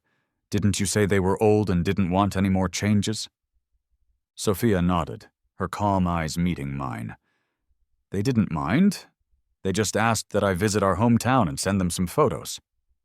I relaxed a bit at that. I casually asked, "Need help with the hometown visit?" Sophia eagerly nodded. "Definitely. I can't find it without you." I chuckled again. "Where's your hometown, anyway?" Sophia thought for a moment, then pulled an old photo from her pocket. 303 Happiness Street. I froze, nearly dropping the teacup. Shocked, I asked, "Say that again, where?" Sophia repeated clearly, 303 Happiness Street. I was stunned and replied, "You know that's where I grew up?" Sophia shook her head. I laughed. "I lived at 302 Happiness Street." Sophia's eyes widened with surprise and a hint of disappointment. "Too bad. I moved abroad when I was 1 and forgot everything. Maybe we met as kids." I nodded thoughtfully. "Could be, but I was only 3 then. I don't remember you either." Sophia huffed and shrugged it off. "All right, I'll leave that to you. We have bigger stuff to do now." She raised an amused brow. I asked, "Like what?" Sophia got excited. "After work, take me to eat something delicious." I paused, caught off guard by her bright smile, and found myself smiling too. "All right, after work, we'll go." At 6 o'clock sharp, Sophia appeared at my office door, not rushing me, just waiting with an expectant look. I couldn't bear to keep working late, so I logged off and left on time.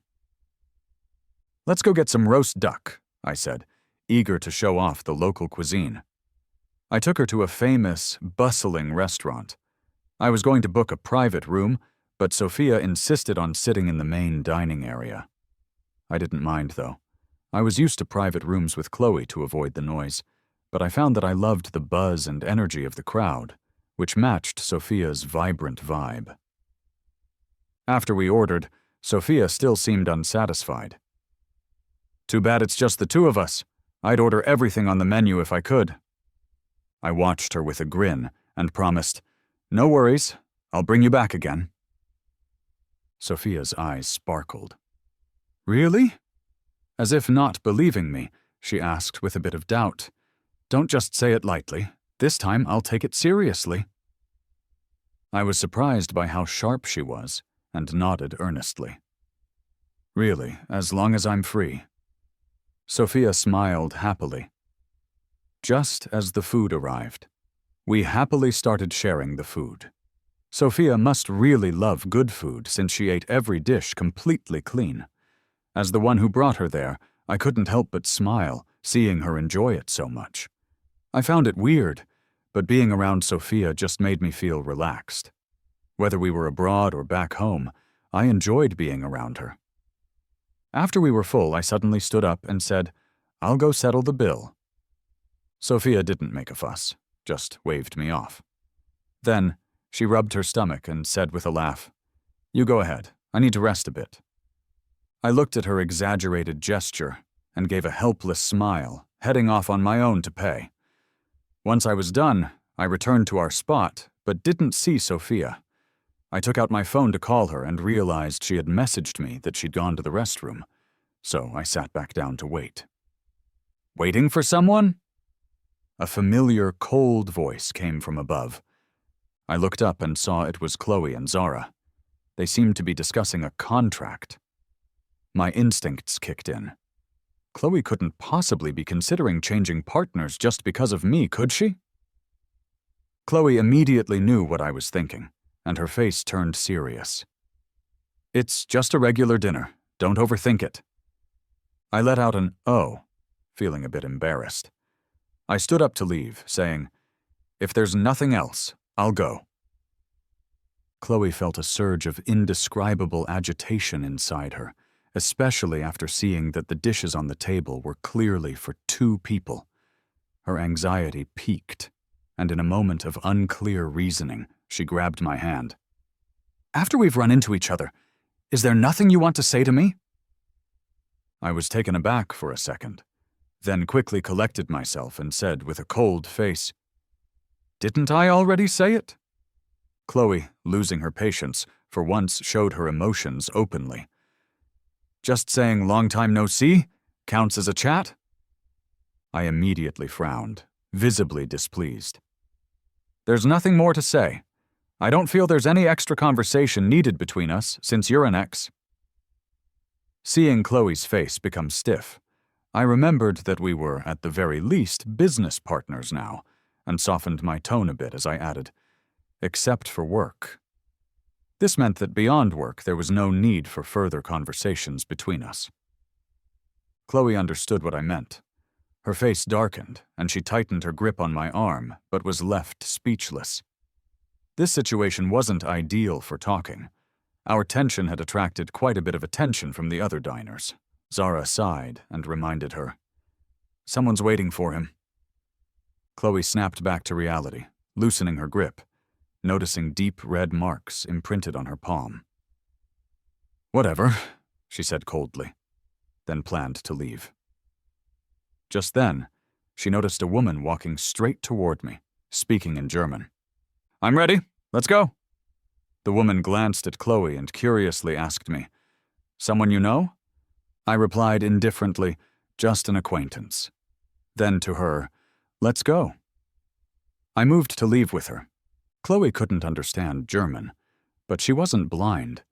She could see the easy closeness between me and this other woman. Suddenly, she remembered what Zara had said the other day. "How are you sure Alex hasn't started dating someone else by now?" In that moment, her hormones chose for her. Helen firmly grabbed my hand again and asked, "Who is she?" I was taken aback, while Sophia frowned and forcefully removed Chloe's hand from my arm. "If you have something to say it without getting physical." Chloe was surprised. I was really annoyed now. I whispered to Sophia, "Let me handle this," and looked coldly at Chloe. "What's your problem?" Chloe wanted to ask herself the same question, but her mind was a mess, preventing her from vocalizing any of her swirling questions. Zara, after watching this unfold for a while, chipped in. "Is she your girlfriend from abroad?" She had said it offhandedly before, but it turned out to be true. I instinctively wanted to deny it, but didn't. Facing Chloe's intense, questioning gaze, for some reason, I lied. Yes. Sophia paused, looking at me with a complicated expression, but she stayed quiet. Chloe, however, upon hearing the yes, seemed to shatter. Her eyes filled with disbelief, turning bloodshot as she asked in a choked voice, "You have a girlfriend?" I was puzzled by her questioning tone. I let out a sarcastic laugh and asked back, "Chloe, don't tell me you think I have a duty to remain celibate for you after our breakup?" Chloe was hit hard by my words, like being knocked out cold.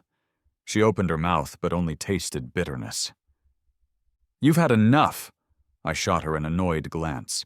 "It's been 3 years. You can date Leo and I can't date someone else?" With that, I took Sophia's hand and turned, leaving right in front of her. Chloe stood there for a while, her heart feeling like it had been punctured, a painful anguish spreading through her. Her face became increasingly pale, and she looked like she was about to faint. Karina, noticing, patted her shoulder sympathetically. "It's over. Maybe you should both just move on." Then she headed back inside first. She didn't say much, knowing Chloe's character. She would soon come to terms with it. Sure enough, Chloe quickly suppressed her emotions. Only her eyes stayed a bloodshot red, but she stubbornly looked in the direction I had left, an unspeakable stubbornness arising in her heart. Meanwhile, I held Sophia's hand as we walked out of the restaurant, my own mind in chaos. I was so preoccupied that I didn't even realize I was still holding her hand until we reached the underground parking lot. I let go abruptly. Neither of us spoke for a moment in the car. I hesitated on how to start the conversation, and Sophia didn't want to disrupt the peaceful atmosphere. Suddenly, I pressed my lips together and looked earnestly at Sophia. "Sorry for using you earlier." Sophia pretended not to understand. I was caught off guard, hearing her feigned ignorance. I wasn't sure what I felt. I just sighed. "If you didn't catch it, then let's just leave it here for now." I awkwardly avoided the topic. Arriving at her dorm, I felt slightly amused. "Back in Germany, you brought me to the dorms. Now we're home and I'm bringing you. It's quite the coincidence." Sophia chuckled, continuing my thought. "Yeah, it's fate. Want to come up for some wine?" I shook my head. "I'm driving. How would I get home after drinking?" Sophia almost invited me to stay over, but remembered her tiny, single room and bed, and stopped herself. "All right, I'm heading up then. See you tomorrow," she said. I nodded, but noticed she hadn't left. I turned and met her bright, expectant eyes.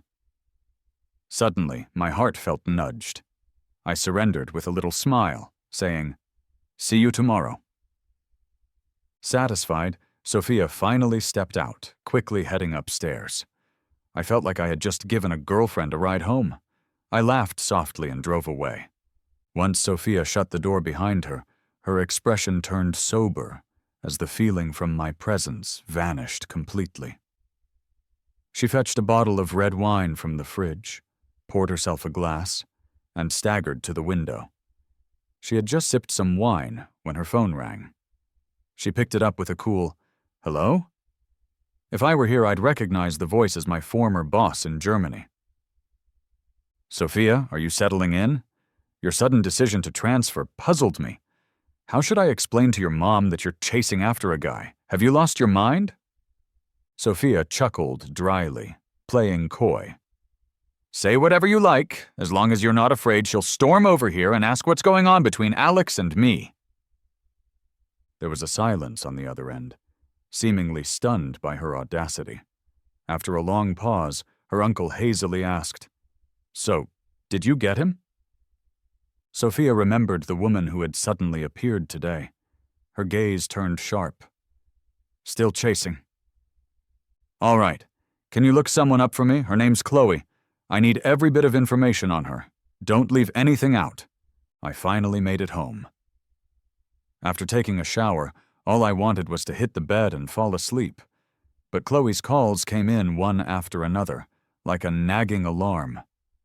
Frowning, I hung up on each one. Seeing she was persistent, I irritably blocked her number. Finally, the world went quiet. But then, just 5 minutes later, my phone rang again. Annoyed, I was about to answer and give them a piece of my mind when I saw it was my boss calling. I stopped myself just in time and instead said calmly, "What's up, calling me at this hour? Did something go wrong with a contract?"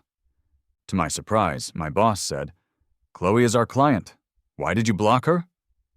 I froze, an unspoken frustration spreading inside me. Well, after 3 years, Chloe had learned to pull rank. Naturally, I couldn't tell my boss about my past with Chloe, so I just gritted my teeth and said, "Okay, got it. I'll unblock her right now." Satisfied, my boss hung up. As if on cue, Chloe's call came through again. No matter how unwilling I was, I had no choice but to pick up. "Chloe, what is it you want? Can you just get to the point?" Her tone was casual, without a hint of threat, yet her words left no room for refusal. "Break up with your girlfriend." I heard this and was simply amused. "Chloe, you've been bugging me all night just to say that?" "Yes," she answered without hesitation. With a cold laugh, I responded, "Let me tell you, it's not happening. I wasn't planning to rile you up with Sophia, but hearing your demand, it's like you're dragging my sanity across the floor. I've been together with my girlfriend for 3 years. Things are stable. Maybe we'll even get married someday. Can you please stop meddling in my business?" Chloe's breathing became heavy on the other end of the line, as if she was forcefully suppressing something. "When you left, you said it was because I was with Leo. What did that even mean?" Her topic change was quick, as if she came up with an excuse to avoid the mention of marriage. My expression turned cold. "Nothing. I stepped aside so you could be with your first love." Chloe's voice rose sharply. "After we broke up, I was never with another man, unlike you." She didn't finish her sentence, but I could easily guess the point she was trying to make. I smirked. Maybe the post from Leo was intentional, and perhaps the woman's hand in the photo was photoshopped. But whatever their current situation, Chloe had no reason to lie about it now. So, what difference did it make? Whether she was with Leo or not didn't matter anymore. 3 years ago, I made my decision, and there would be no going back. "Got it," I replied tersely and stated plainly. "I repeat, Chloe, we're done. Whoever you choose to be with now has nothing to do with me. Let's not contact each other outside of work. That's it. I'm hanging up." I hung up swiftly. With those words out, the weight in my chest seemed to lighten a bit. But then the phone buzzed with a new message from her. I figured Chloe, annoyed with me, had sent a harsh word or two. Yet, when I unlocked my phone, I saw a message that was quietly pleading. "You're just dating, not married anyway." I was utterly floored. I read the message several times, not believing Chloe had sent it. Her point was obvious. She wanted to get back together. Even a fool could see what she meant. But seeing that just made it creepier. Back when I was with her, I had never felt her so eager. Breaking up and then asking to get back together? That wasn't something the Chloe I knew would do. My expression shifted again and again. Ultimately, I chose to reply with nothing, and quietly blocked her number again. She might have lost her mind in a moment of heat, but I hadn't. Those 10 years of chasing her had drained all my energy. Getting back together? I'd have to be insane to even consider it. Chloe sat on her sofa, feeling restless. It had been half an hour since she sent that tentative message of reconciliation, but her phone remained silent, without a single reply. Even if he suddenly took a shower, he should be done by now, she thought to herself. Holding her breath, she sent another message, but the chat box showed a glaring red exclamation mark. I had blocked her. Again. Chloe's heart plummeted and shattered. She stared blankly ahead. There was nothing in the air, yet it felt like someone was there with her. In the 3 years since our breakup, she often felt there was someone with her in the air. She knew very well she was sick, yet she feared getting help because she was afraid this person would vanish from her world. At this moment, she pictured me in my familiar, warm, yellow pajamas, sitting there, working on my laptop and occasionally glancing at her. "Why do you keep looking at me?" Chloe had never used to ask because she was accustomed to ignoring my loving gazes. But now she wanted to ask, "Alex, do you still love me?" Yet, when she did, there was only the sound of her own breathing in the vast, empty room. My shadow vanished, leaving nothing behind. In the end, Chloe closed her eyes in humiliation, her heart filled with a desolate emptiness. The next day I went to the office, planning to keep pushing the case forward. But my boss called me into his office instead. Something suddenly went wrong at the lab, and they said the delivery time had to be pushed back. My boss looked at me hesitantly and said, "Go check what's going on over there. This case can't be delayed. If they need anything, cooperate as much as you can." Although my boss said it like that, his eyes clearly said, "Cooperate, no matter what it takes." I clenched my fist, feeling a bit powerless inside. I didn't even know what Chloe was thinking right now, but I couldn't avoid talking to her about work. I sighed and agreed. "All right, I'll visit them myself." After leaving the office, I went back to my desk, expressionless. I pulled up the old file, made a few tweaks, and printed a new version. Holding the freshly printed contract, I grabbed the coat on my chair and headed out. It was deep autumn now, and it was chilly outside. By the time I got to Chloe's lab, my face was slightly pale from the cold. I rarely came here. 3 years had passed, and most of the employees had already changed. So now everyone saw me as just a D-firm employee, not the professor's ex-boyfriend. Until a girl accidentally saw me and blurted out with a look of disgust, "Alex? How do you still have the nerve to come see Professor Chun?" I gave a cold laugh, recognizing her as one of the longtime lab members who knew about me and Chloe. I wondered why she suddenly had such hostility toward me. Just like that, I was curious too. After the girl's question dropped, the air around us froze instantly. People started giving me curious glances, as if I had done something terribly wrong. I stayed calm, but made a mental note to figure out what the deal was here. Luckily, Chloe came out quickly. When she saw me, her face lit up with an unmistakable hint of joy. I raised an eyebrow, a bit surprised. Seeing Chloe, the crowd scattered. We went into her office, one after the other. I took a moment to look around and found this room, where Chloe spent 12 hours a day, to be strangely minimal. A bookshelf lined one wall, filled with books ranging from physics to advanced mathematics. Many of the books showed signs of frequent reading. I glanced back at Chloe, getting straight to the point without wasting any words. "Chloe, haven't you always wanted to talk? I'm here now, so after we talk, can we get back to the contract?" Chloe was pleased that I had come to find her, but her face fell at my words, bringing a bit of awkwardness into the room. The reason I was always reluctant to talk to her was that she was always so cold. When she was happy, she'd talk more. When she wasn't, she was so cold it affected everyone else around her. It was a form of subtle emotional control, though she probably didn't even realize she was doing it. "Do you hate me that much? Is there nothing else to say besides work? Like the real reason you left for abroad?" Chloe hinted, a flicker of pain in her eyes. I frowned, knowing that if I didn't clear this up now, it would never end.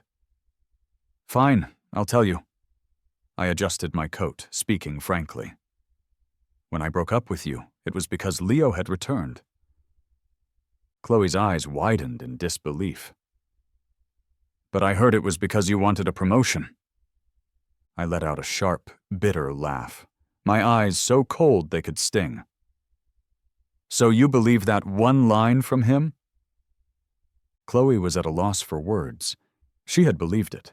With Leo's history, she had assumed she was being abandoned by another boyfriend for his career. I took a deep breath, my expression growing colder.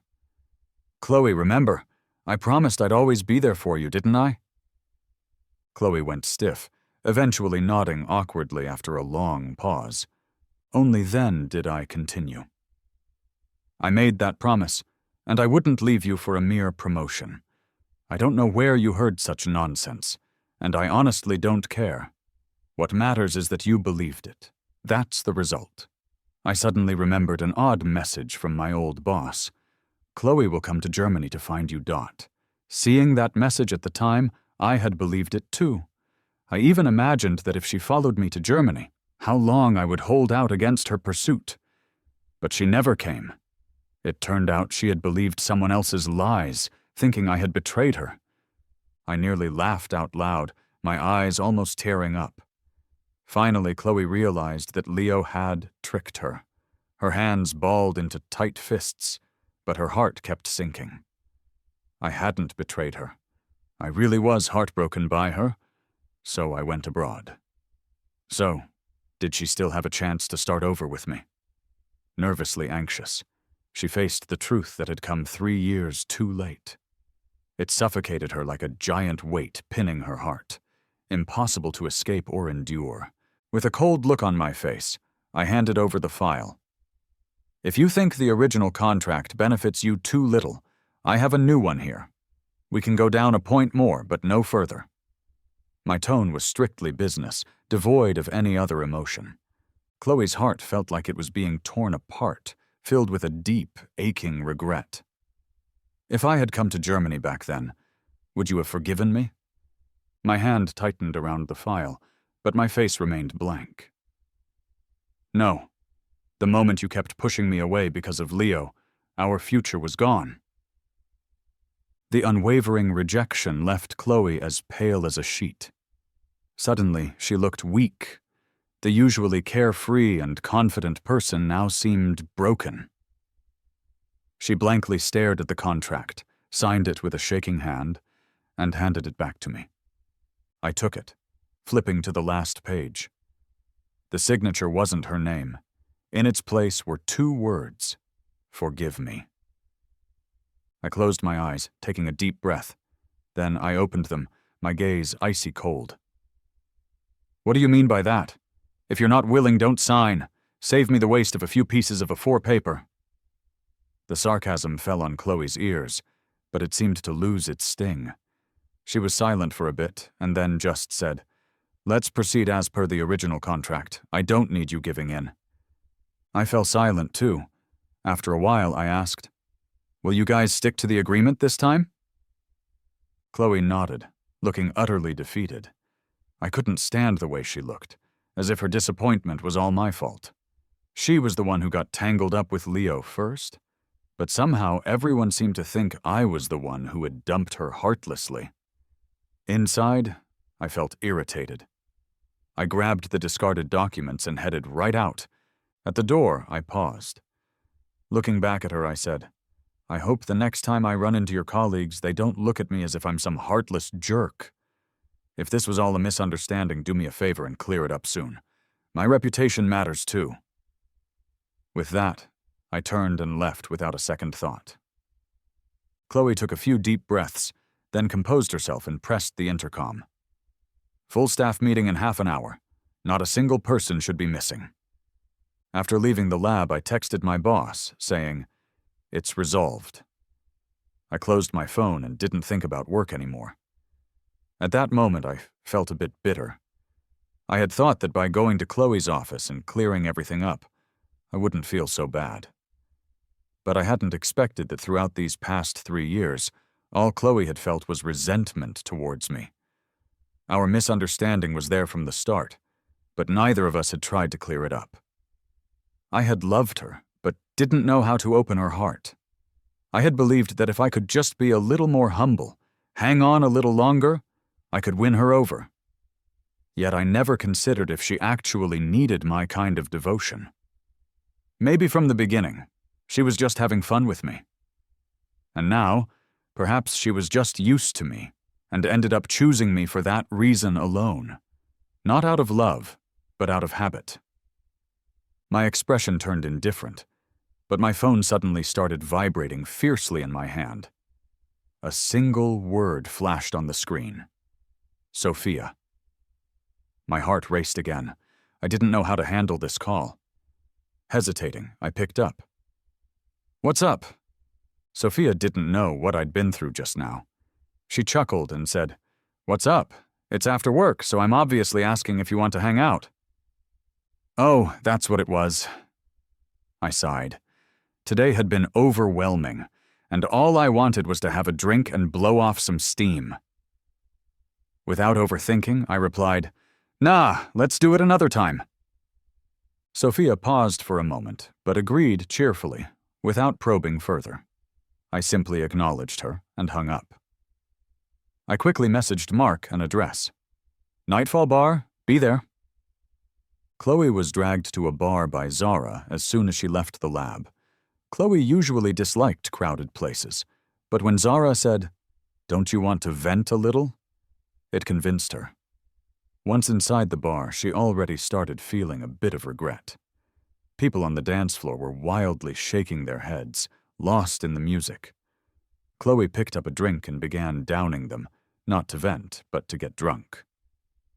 But before she could get properly drunk, she heard her name. Freezing for a moment, she turned her head and saw me. I was in a stylish jacket, laughing with Mark, and mockingly talking about her. No doubt they were cursing her out after hearing about today's events. Mark slapped the table, startling everyone nearby. "Chloe has the nerve to ask you to reconcile? Hasn't she hurt you enough? You've wasted 10 years on her. How many decades does a person even have? What gives her the right to treat you like this?" Mark gritted his teeth. "She should know what it's like to have unfulfilled desires. That's karma." I chuckled softly. "Chloe's well known in the physics world, with a big lab and all. That thing you said she can't have, she probably won't experience it in her lifetime." Chloe quietly listened, then tilted her head back, swallowing another drink. It was bitter as hell. I didn't care what was on the table, just drinking one glass after another. These drinks were sweet and hardly seemed strong, but I forgot that a lot of those sweet-tasting drinks were custom-made and pretty potent, so it didn't take long before I got wasted. I mumbled, "Actually, it's not all Chloe's fault." Chloe suddenly froze. Unconsciously, she tightened her grip on her glass, inching closer to where I was sitting. Unaware that she was right behind me, I spoke honestly. From her perspective, I probably look no different from some jerk who suddenly abandoned her. If I came home one day to find the place emptied out, and my girlfriend dumping me via a breakup text, I'd be upset too, even if I didn't love her. Chloe mentally tried to make excuses for herself. "No, I really do love you." But no one heard her.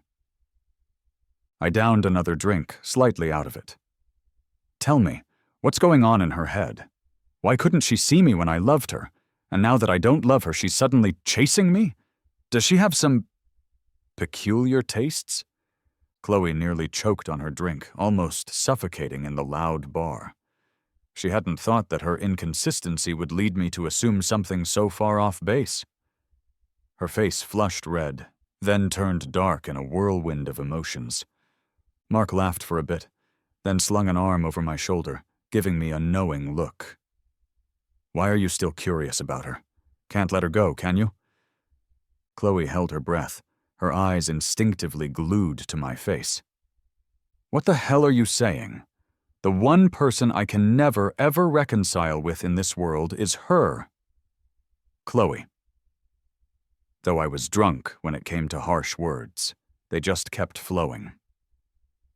"She deserves to be alone forever, spending her life with her lab equipment." Chloe looked deeply at me, then lowered her head to hide the endless sorrow in her eyes. She absent-mindedly swirled her wine glass, her striking appearance catching the attention of several men around her, until a man confident in his looks walked over to her first. "Can I get your WeChat?" the man asked, adjusting his tie, perfectly positioning his face in the bar's flattering light. Without even raising her head, Chloe said, "No." The man's expression changed, and he was about to say something when Zara quickly chimed in. "It's fine. Even if she doesn't add you, I will. It's the same thing." With an awkward smile, the guy exchanged contacts with Zara and quickly made his escape. Zara finally took a good look at her friend, noticing all the empty wine bottles at her side. Her eyebrows shot up. "Chloe, I wasn't paying attention for 1 second. And you've managed to drink this much? Are you even planning to go to work tomorrow?" Her voice was so loud that several nearby tables glanced over. Mark and I were no exception. Chloe froze, feeling my gaze on her like fire, almost burning. Taking a deep breath, she gathered her courage to look in my direction once more, only to find that I was gone. A sudden hole formed in her heart, leaking all sorts of raw emotions. "I'm a bit drunk, heading home. Are you staying or coming with me?" Chloe said hoarsely. Zara, now chatting with another guy, responded regretfully. You go. If I had known bars were this boring for you, I'd have brought someone else." Chloe didn't argue, quietly following Zara out. Desperately, she scanned the bar, hoping to catch a glimpse of me or Mark. Finally, at the entrance, she saw Mark trying to hail a cab across the street, and me swaying drunkenly by the door, clearly wasted. Unable to stop herself, Chloe approached me just as I leaned back, resting against her. Mistaking her for Mark, I closed my eyes and mumbled, "Let's go back.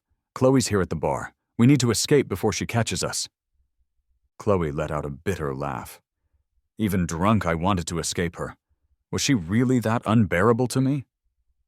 Mark returned, frustrated at finding no ride, only to see his friend, who had just sworn off seeing Chloe ever again, now leaning on her, seemingly happy in her embrace after all. Mark's mouth dropped open, but instead of letting go, Chloe unknowingly tightened her grip. "Got a car?" she asked. Mark shook his head. "Too many people here. No cabs." Chloe just nodded, pulling me closer, trying to stop my wandering hands. Mark was impressed at how calm she appeared while I was behaving this way. Only Chloe knew just how hard it was to keep the fire she'd been suppressing for 3 years from flaring up. At that moment, controlling her desire, she pulled out her phone. "Couldn't get a cab. Let's take my car. I'll get a driver now." Mark hesitated, questioning, "Is that okay?" Just as he spoke, I hugged Chloe tightly, whining, "Why'd you take so long? I've been waiting at the bar for ages." Everyone froze at my words. Zara and Mark were awkwardly silent, while Chloe was simply stunned. Without a word, she just held me tighter. Seeing this, Mark shook his head and said nothing more. True to her word, the driver she'd summoned arrived quickly. The 4 of them got into the car, with Zara in the front seat, and the 3 of us crammed in the back. Once seated, I acted up again, cuddling into Chloe. "My head hurts. Chloe, did you know?" Chloe settled me gently, patting my back. Despite her nerves, her actions were tender. "Hang in there, okay? There are hangover pills at home. Once we're back, I'll give them to you." I nodded obediently, closing my eyes with a frown. Mark couldn't help himself. "Alex isn't going back with you. Let's just find a hotel instead." Chloe disagreed. "Someone needs to watch a drunk person. Otherwise, there's a risk of choking from vomiting." Mark froze at this reminder. "But you guys broke up."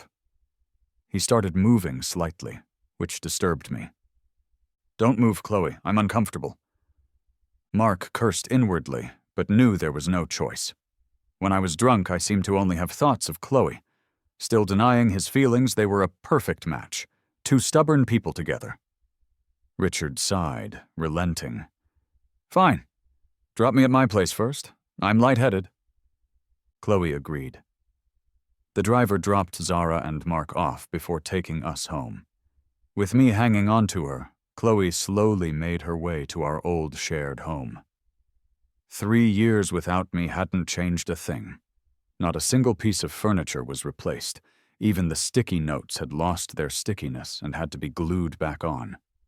As the door opened, She leaned down, planting a soft kiss on my cheek. "Alex, we're home." Not quite coherent, I caught a faint hope. The familiar scent of home washed over me, and I practically melted, curling around Chloe like a vine. "Chloe, I'm dizzy." Just that one sentence nearly toppled Chloe's restraint. Breathing heavily, her arms shook, yet she refused to let go. She didn't know if I would scold her when I sobered up, but she just wanted to care for me, like I once did for her. So she laid me down on the bed. In that moment, all the things I had rambled about at the bar started floating back into her mind. This person had tormented her every day during his 3-year absence. Chloe couldn't help herself, and planted another kiss on my forehead. Her breath brushed against my face, and she was just about to kiss my lips when I instinctively frowned in my sleep. Like a flash of light, it snapped her back to reality. Chloe quickly sat up on the edge of the bed, breathing heavily but keeping her distance. She stared at me for a long time before softly saying, "I'm sorry. I'm sorry for everything. I'm sorry for ignoring you when we were together. I'm sorry for not understanding my own feelings, for falling for you, and yet fooling myself by bringing other men in front of you. I'm sorry for everything I did, for the hurtful words. This might be the last time I get to be this close to you, and maybe we'll never meet again.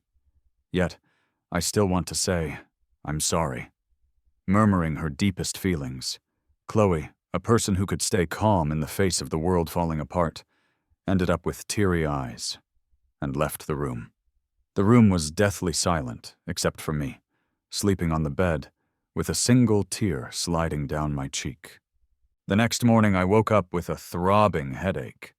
I glanced around and jumped out of bed. This was Chloe's bedroom. It was also the room I had slept in for 5 years. I rubbed my head but couldn't recall anything from the previous night. I just remembered going to a bar with Mark, drinking, and the two of us venting about Chloe. What happened after that? How did I end up at her place? I instinctively checked my clothes. They were intact, and I let out a sigh of relief. I cautiously opened the bedroom door and saw Chloe huddled on the couch with her long limbs. She looked uncomfortable, as if she didn't sleep well. I stood and watched her for a few moments, then went back to the bedroom to grab a thin blanket. I had worried that the blanket wouldn't be in the same place after 3 years, but when I opened the drawer, it was just as I remembered, and there were the familiar sticky notes. I froze. I stared blankly at the somewhat faded sticky notes from 3 years ago, right where I had left them. A wave of nostalgia overwhelmed me. After some time, I picked up the blanket and gently covered Chloe. She didn't wake up, but I could smell the faint scent of alcohol on her. I instinctively wanted to leave, but she suddenly grabbed my wrist. "Don't go." My heart skipped a beat, thinking she had awoken, but when I looked down, she was clearly still asleep, frowning but firmly holding my wrist, mumbling in her sleep. She kept saying, "Don't go." There was no way I could just leave her like that. Besides, her grip was too tight for me to easily pull away. So I leaned in and whispered, "I won't go. Can you let go?" Chloe's body tensed. Then she seemed to hear me and hesitantly let go. My heart warmed, and with a sigh, I went to the kitchen. There, I saw the same sticky notes I had placed back then. If the one in the bedroom was just a coincidence, all of these definitely weren't. Chloe hadn't removed a single one. Tears welled up in my eyes. I glanced at the couch where she lay, unsure of what I felt inside. Suddenly, her phone rang. Chloe frowned in her sleep. I quickly moved to her side, answering the call without looking at the screen. "Hello?" I whispered. "Could you keep it down? Chloe's still asleep." The person on the other end paused, then let out a mocking laugh. Realizing something was off, I looked at the phone and froze. It was Leo calling. I didn't expect a call from him at that time, and remembered what I had just said, causing my face to heat up. "That's not what I—" Alex, Leo interrupted, his voice calm. Congrats on finally being with Chloe. I was speechless, my words caught in my throat. Unfazed, Jason continued. The post from 3 years ago was fake, a picture I doctored. Chloe called me so many times last night. Is she really that worried you'd misunderstand? I didn't think you liked her that much. Isn't it a bit late to ask now? The truth was laid bare between us, an ugly, suffocating truth. It hadn't always been this way between us. At first, Leo and I were the best of pals.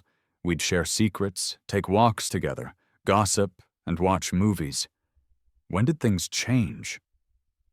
It started when my attention turned to Chloe. The three of us became close friends. People often said Chloe and Leo were meant to be, which always made me feel insecure, especially after I gathered the courage to tell Leo I liked her, only to see him holding her hand the very next day.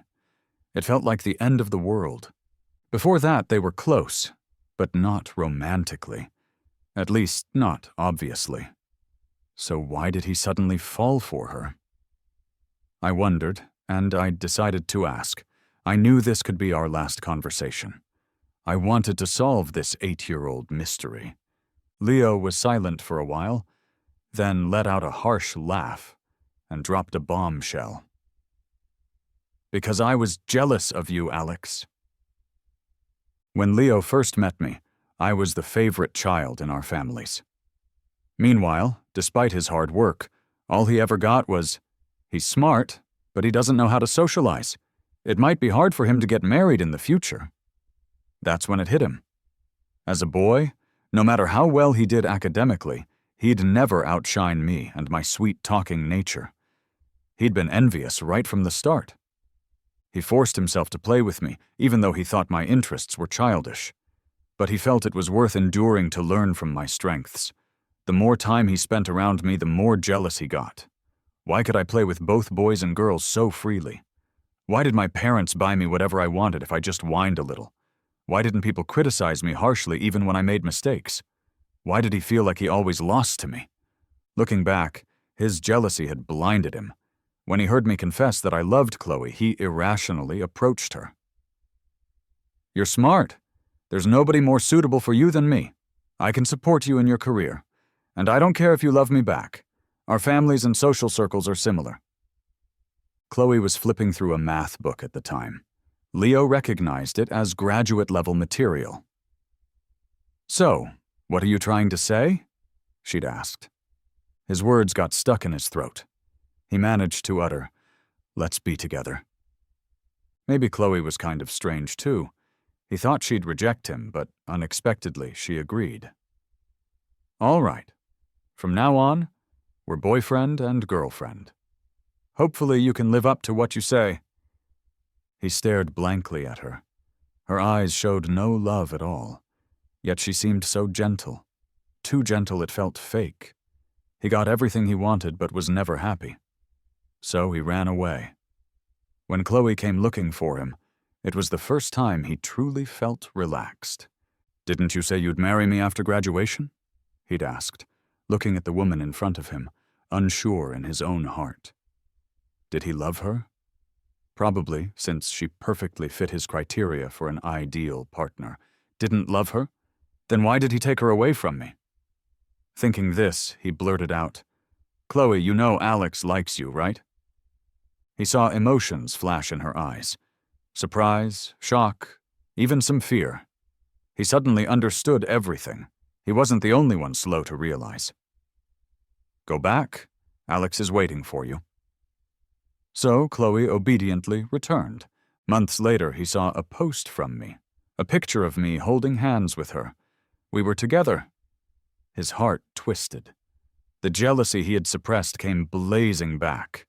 For 5 years, he watched me like a madman. When I was happy, he felt miserable. If I posted pictures of trips with Chloe, he would go to the same places. He remembered everything I did for her. 5 years later, when he returned to the country and saw me again, he noticed a hint of pain in my eyes when I was with Chloe. He felt a sick satisfaction from it. Though heartbroken, he deliberately said, Alex, long time no see." From that moment, he decided he was going to take Chloe back from me. But things didn't go as he planned. After 5 years with me, Chloe had become uncertain. She couldn't differentiate between love and suitability. Even when he tried twisting her feelings and brought up their past, she didn't leave me for him. He thought he had failed. Unexpectedly, I went abroad myself. When he found out, he laughed and cried like a madman. He remembered my announcement photo and photoshopped his own hand in. He hesitated for 3 days before posting it, visible only to me. As soon as he hit confirm, he broke down. He felt like the most disgusting person ever. So he ran away again, retreated into his shell, and tried to forget everything, until a sudden call from Chloe. "Leo, why'd you post that photo? Alex misunderstood our relationship." The worry in her voice wasn't fake. She had realized her real feelings for me. This long-delayed truth had finally dawned on her. He coldly replied, "Oh, so what? I did it on purpose." Then he hung up. As her calls kept coming, he chuckled and turned off his phone. He buried himself under the blankets and slept the whole day. When he woke again, he hesitated and powered his phone back on. A flood of missed calls and texts from her popped up. Most asked why he did what he did and urged him to explain everything to me. He intended to call and yell at her, but I was the one who answered. Leo's words were simple and cold, like telling someone else's story. I, however, felt lost, unsure how to react. Every memory of him was fuzzy, until his calm voice made things clearer. Back when I envied him for standing by Chloe's side openly, he was jealous of me too. It's ironic how everyone chases after the unique qualities in others, yet forgets how exceptional they themselves are. I closed my eyes for a moment, feeling a calm acceptance settle within me. "I will never forgive you," I said. Leo, on the other end, just scoffed. "Whatever, but I still need to tell you, I used to be jealous of you." When my words reached him, it hit him like a storm. He was dumbfounded, clutching his phone tightly. Even after I hung up, he couldn't immediately process it. It took him a while, but he eventually laughed, a realization dawning on him. In his laughter, there was relief, guilt, and regret, but not the yearning or stubbornness anymore. In that moment, he finally made peace with the past. I hung up the phone and looked at Chloe, my eyebrows furrowed, my eyes full of complexity. Chloe only became aware when the sun was high in the sky. She suddenly woke up and rushed to the bedroom, only to find it tidied up, with just one person missing. A wave of disappointment swept over her. She trudged to the kitchen, thinking to get some cold water because drinking always gave her a headache. But in the neat kitchen, there was a small bowl sitting on the counter. She walked over and immediately recognized it as my hangover tea. At that moment, she was overwhelmed with sadness. While making that tea, I wasn't thinking about anything. It was only after I finished that I realized what I had done. Leaving Chloe's place hastily, my heart was still racing. It had been an intense night. So many unresolved issues had dissolved, bringing me a strange peace of mind. Maybe between people, the only thing missing is a willingness to speak openly. I sighed, not overthinking it, and headed home. Just as I was about to take out my keys, I saw a woman squatting by my door. Sophia. I froze in place. "What are you doing here?" I asked, my voice rough. Sophia stood up shakily, her eyes bloodshot. Her whole demeanor was different from the cheerful Sophia I once knew. "Have you and Chloe gotten back together?" I was taken aback. I didn't say much, just took out my keys and opened the door. "Let's talk inside." Sophia sensed a potential problem, but couldn't resist my invitation. She went in and saw me sitting on the couch, worn out, but with a serious look. She felt the urge to back away. "I suddenly don't want to know. Let's talk some other time." As she took a step to leave, I stopped her. "Sit down." My expression didn't change, but my tone was chillingly indifferent. Sophia froze, sitting down reluctantly. "Were you investigating me?" Faced with my cold gaze, she couldn't lie. "Yes." I took a deep breath, then asked, "Why were you investigating me?"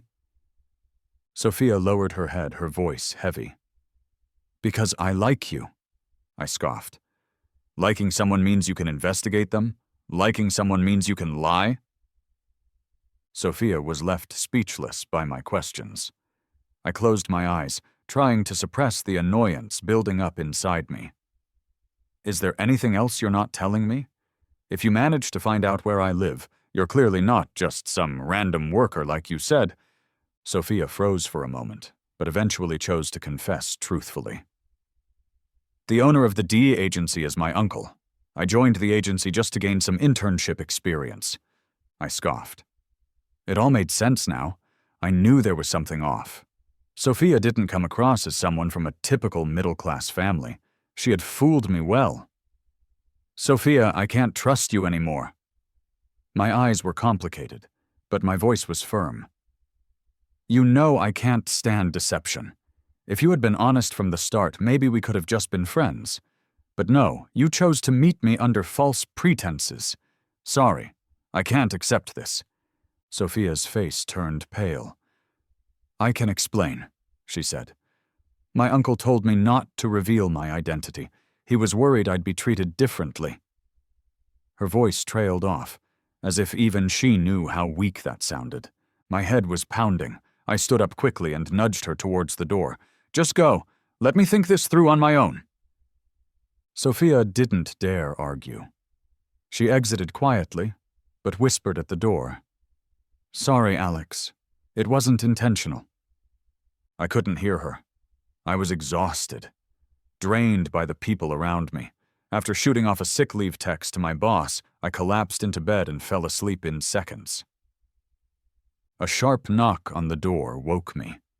I stumbled out of bed and opened the door to find Chloe, holding a bouquet of flowers, and a disheveled-looking Sophia, who clearly hadn't gone home. The two glared at each other, their eyes full of rivalry.